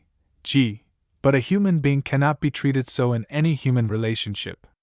It needs mutual patience and mutual respect to make a relationship human. Footnote G. But even a violin will need to be tuned. This simple fact, however, has been so little understood of lovers, that husbands have, in genuine ignorance of the cruelty they were committing, raped their wives on their wedding night. Judging by what one knows of wedding days, it could hardly be supposed that there could be a more unpropitious moment for the consummation of marriage. And when to the fatigue and strain of the day is added, as is still quite often the case, blank though uneasy ignorance as to what marriage involves, or the thunderbolt of knowledge launched by the bride's mother the night before, or the morning of the day itself, it would be difficult with the utmost deliberation and skill better to ensure absolute repulsion and horror on the part of the bride. I think that any man who would consider this from the bride's point of view would see that she need not necessarily be cold or unresponsive because, in such circumstances, she needs rest and consideration more than passion. But I wish men could know a little more than this, and understand that to enforce physical union when a woman's psychical and emotional nature does not desire it, is definitely and physically cruel. Woman is not a passive instrument, and to treat her as such is to injure her. Perhaps I may be forgiven for laboring this point because, in fact, misunderstanding here is so disastrous. Marriage, after all, is a relation into which the question of physical union enters, and if there is no equality of desire, marriage will be much less than it might be. Women are, idiotically, taught to believe that passion is a characteristic of the depraved woman and of the normal man, who is shown by this fact to be on a lower spiritual level than normal woman. This senseless pride in what is merely a defect of temperament where it exists has poisoned the marital relations of many men and women, and has led women into marrying when they were temperamentally unfitted for such a relation, and quite unable to make anyone happy in it. Nor ought they to be too much blamed, since they are often unaware of what they ought to be prepared to give in marriage and firmly convinced that their preposterous ignorance is in some inexplicable way a virtue. Why it should be admirable, or even commonly honest, to undertake duties of whose nature you are ignorant, either men nor women seem ever to have decided, and the illusion is beginning to pass. But it is still not understood that the woman who is not temperamentally asexual may easily be made so by being forced when she is not ready, and physically hurt when a little patience and tenderness would have saved her. Farrell, Havelock, Ellis, and others have insisted on this, but their books are unfortunately not easily accessible to the general public, and something may be added to the more widely read productions of Dr. Stopes. Not only the physiological but the psychological side of the problem has to be considered, and it would be hard to decide which is the more important, or which the vera causa of the other's reaction. Scientists may perhaps tell us some day. Here I want only to point out that there is a spiritual factor in the case which needs at least to be recognized. Footnote H. Married Love, Wise Parenthood, and Radiant Motherhood. By Marie Carmichael Stopes. Is passion a cause or an effect? In other words, should physical union be the expression of spiritual union? Is it the outward and visible sign of an inward and spiritual grace? Or is it a means by which that grace is achieved? I think the first instinct of most women would be to say that spiritual union should be expressed by physical union, and that unless this spiritual union exists, the physical union is wrong. And yet everyone who stops to think will admit that the expression of an emotion deepens it. One can work oneself up into a rage by shouting and swearing. One can deepen love by expressing love. It is noticeable that the whole case for birth control has repeatedly been argued from the ground that the act of physical union not only expresses but intensifies and increases love. Marriage is the most difficult of human relations, because it is the most intimate and the most permanent. To live so close to another, who, in spite of all, remains another, to be brought so near, to associate so intimately with another personality, without jarring or wounding, that is hard. No wonder it is not invariably a success. But passion makes it possible to many to whom, without this, it would not be possible. Ultimately, passion should be transcended, since in any case it must be left behind. Yet it has served its end, in deepening and intensifying the love of two people for one another. Where then lies the difficulty, since probably men and women alike would agree that what I have said is true? The difference of view is perhaps more in practice than in theory, yet it is all the harder of adjustment for that. In theory, both men and women would agree that physical union, ideally, should express a spiritual union, and that in doing so, it deepens and intensifies it. But it is still possible to disagree as to which of these two aspects of an admitted truth is the more vital and fundamental. It may be, as I have already suggested, that the woman's point of view is due to her physiology, or it may at least be influenced by it. At least, I am convinced that to the woman the sense that physical union is only justified by already existent spiritual union is the normal one. I believe that, however incapable she may be of explaining it, and however her power of reasoning may be vitiated by wrong ideas about the sexual relation, she does instinctively recoil from its use when its reason for existence is not there. She may attribute her reluctance to the fact that she is too womanly, too spiritually minded to have any desire for sexual relations at all. Her husband may attribute it to coldness of temperament, or modesty.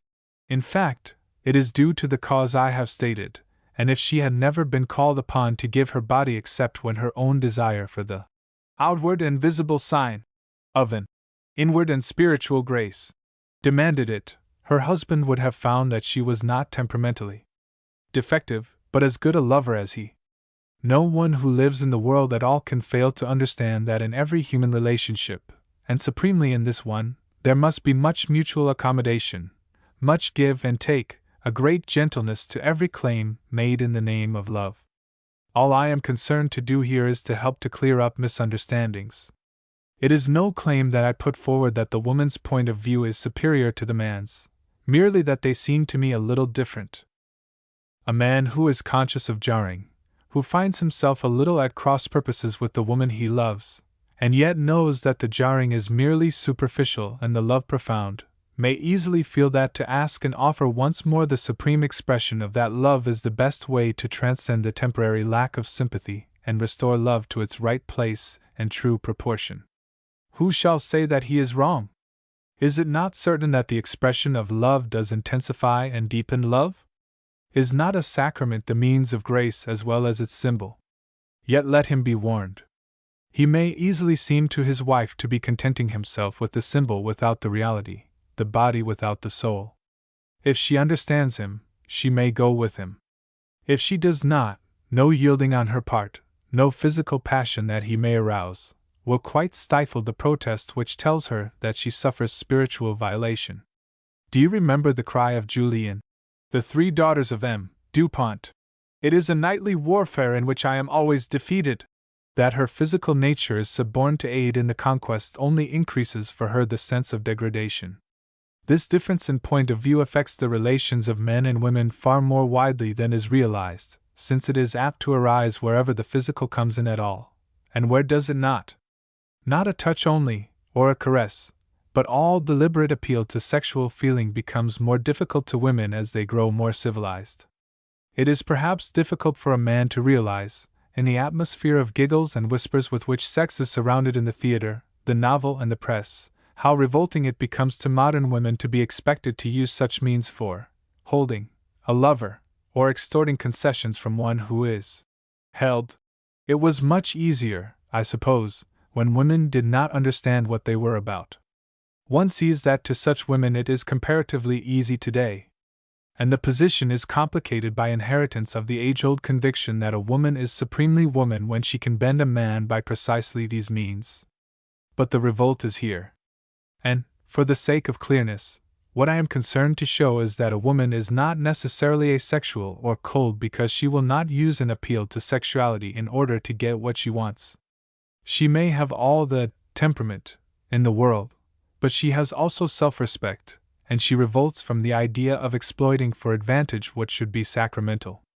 I believe that a better understanding on this point would save not only great disasters but an infinity of small jars and strains, and if I have put the woman's point of view at some length it is partly because I understand it better, but chiefly because it is comparatively modern to admit that she has a point of view to put.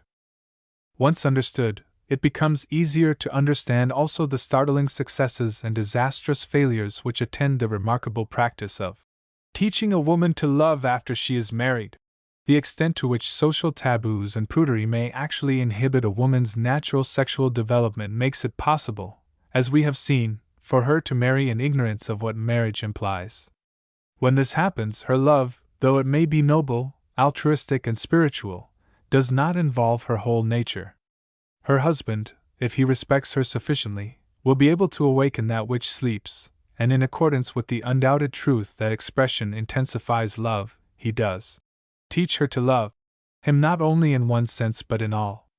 On the other hand, if she does not already love him, he will not succeed in teaching her anything but disgust if he dreams that by compelling physical union he can create spiritual union. Evidently it is a singularly dangerous attempt.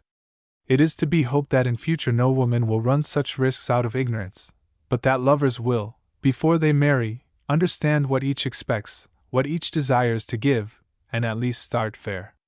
This is no less important with regard to other matters in which marriages are often wrecked. Surely people who propose to spend their lives together ought to know, for example, whether children are desired and whether many or few, and what the attitude of either is on the vexed subject of birth control. Imagine the case of a husband who thinks the use of contraceptives right and wishes to use them, and a wife who thinks them absolutely wrong and, being warned by the doctor that she must not have more children, cheerfully, and with perfect conviction that she is acting nobly, invites her husband to run the risk of causing her death. Yet I have known such cases. I do not enter into the question of birth control, because it has been and is being discussed much more freely than in the past, and by married people who are much better able to estimate the difficulties and advantages on either side of the question than any unmarried person can possibly be. Since, however, I am continually asked at least to give my personal opinion, for what it is worth, and since it is true that I have heard a good deal, on both sides, from those who are married, I will say briefly that it seems to me of supreme importance, 1. That every child that is born should be desired, and 2. That no mother's time and strength should be so far overtaxed as to prevent her giving to each child all the love and individual care that it requires. This necessitates control of the birth rate, for a baby every year means a too hurried emptying of the mother's arms. But I disagree, very diffidently, with the majority of my friends and acquaintances who hold that the right and best method is the use of contraceptives. I do not think it the best. I do not think it ideal. Unlike some authorities who must be heard with respect, I can say with confidence that some of the noblest, happiest and most romantic marriages I know base their control of conception not on contraceptives but on abstinence. They are not prigs, they are not asexual, they do not drift apart, and they have no harsh criticism to make on those who have decided otherwise. These are facts, and it is useless to ignore them. On the other hand, it is equally true that sometimes such an attempt at self-control leads to nervous strain, irritability, and alienation. These also are facts.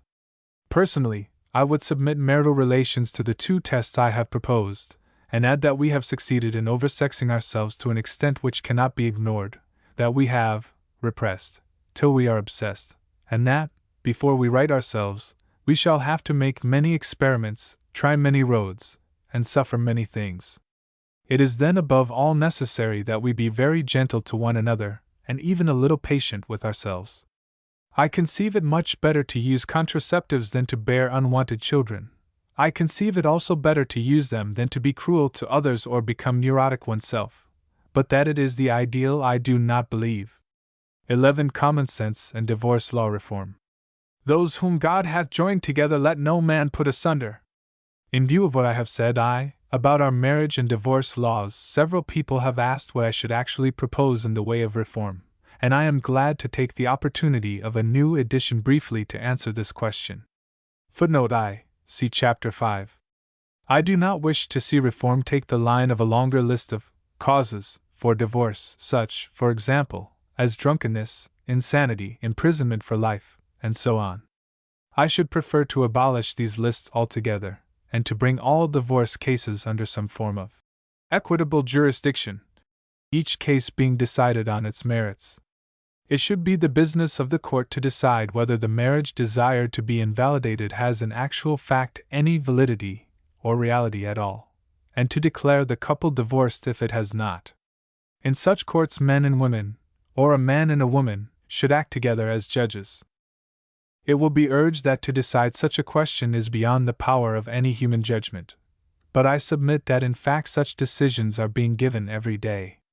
A judge who grants a judicial separation is deciding that a marriage has ceased to be real or valid, and he divorces the couple mensa edi thura, though leaving them without the power to marry again.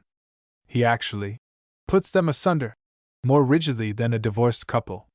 Since this is possible, it cannot be impossible for him to decide that the marriage must be wholly dissolved, with freedom of remarriage to other partners, though such a decision, being even more grave, should not be reached without certain safeguards. These safeguards should include that teaching about marriage on which I have insisted throughout the whole of this book. Young people should know what sex is and involves, what marriage is, how necessary to the welfare of the race, their children and themselves are fidelity and love. They should know that unless they believe that their love is indeed for life, they ought not to marry. They should understand that to fail here is to fail most tragically. If, nevertheless, a man and woman believe that their marriage is a complete and hopeless failure, their claim to be released from it should not be granted in haste. A period of years should in any case elapse before divorce can be obtained, and every effort should be used to reconcile the two, to remove any removable cause of difficulty, to convince them of the possibility of making good, by loyalty, unselfishness, and a deep sense of responsibility, even an incomplete and desecrated bond. If, however, it is clear that for no worthy consideration can they be induced to take up again the duties and responsibilities of marriage, if they remain immovably and rationally convinced that their marriage is not a real marriage, they should be released. And this because it is not moral but immoral, not Christian, but unchristian, to pretend that a marriage is real and sacred when it is not. If there is one quality more striking than another in the teaching of Christ, it is his emphasis on reality. It is in this that the height and depth of his morality stand revealed. We do no service, we do a profound disservice, to morals when we admit that a marriage is so utterly devoid of reality that the best thing we can do for a married couple is to separate them from each other altogether, set them apart, free them from each other's rights, break up their home, and yet maintain the legal lie that they are still a married couple. It will be asked how the interests of the children can be safeguarded. The interests of children are best safeguarded by the education and enlightenment of parents. They cannot be wholly saved if, after all, their parents have ceased to love or respect one another, for nothing the law can do will make up to them for that which is every child's right, a home ruled by love and full of happiness. The best that can then be done is to rescue them from the misery of a home full of unhappiness and hatred, and to assign them to the parent who, in the judgment of the court, is best fitted to care for them. Let me add that, while I hold that the persistent and unconquerable conviction of two people that they ought to be divorced ought ultimately to entitle them to it, this should not be the case if one only of two married people seeks release. In this case, the decision should be entirely with the court. To those who feel that not only our Lord's words but also the interpretation put upon those words by the Church is of supreme importance, the following statement will be of interest. It is quite arguable that relief may be granted on the grounds that what is impossible cannot be done. It may be shown on the one hand that to such and such a person it is morally impossible to live with such and such another person, and on the other hand that it is morally impossible to live without marriage. In such instances there is room for the exercise of our dispensation from the impediment of the legamen bond. This is the practice of the Eastern Church, which allows the innocent party to remarry, and also grants relief in cases of incurable insanity. With regard to the Western Church, divorce and subsequent remarriage in pre-Reformation days were only allowed on grounds existing before the contract was entered into. There seems good reason for the belief that our Lord's words as recorded by St. Matthew refer to prenuptial unchastity. But in spite of this apparently narrow restriction, there were 14 grounds on which a marriage could be declared null and void before the Reformation, and it was constantly being done. Canonists and theologians taught that the full and free consent of parties was essential to marriage, which teaching obviously would enable a very wide view of the subject to be taken. Footnote J from a Memorandum on Divorce, published in The Challenge, July 5, 1918.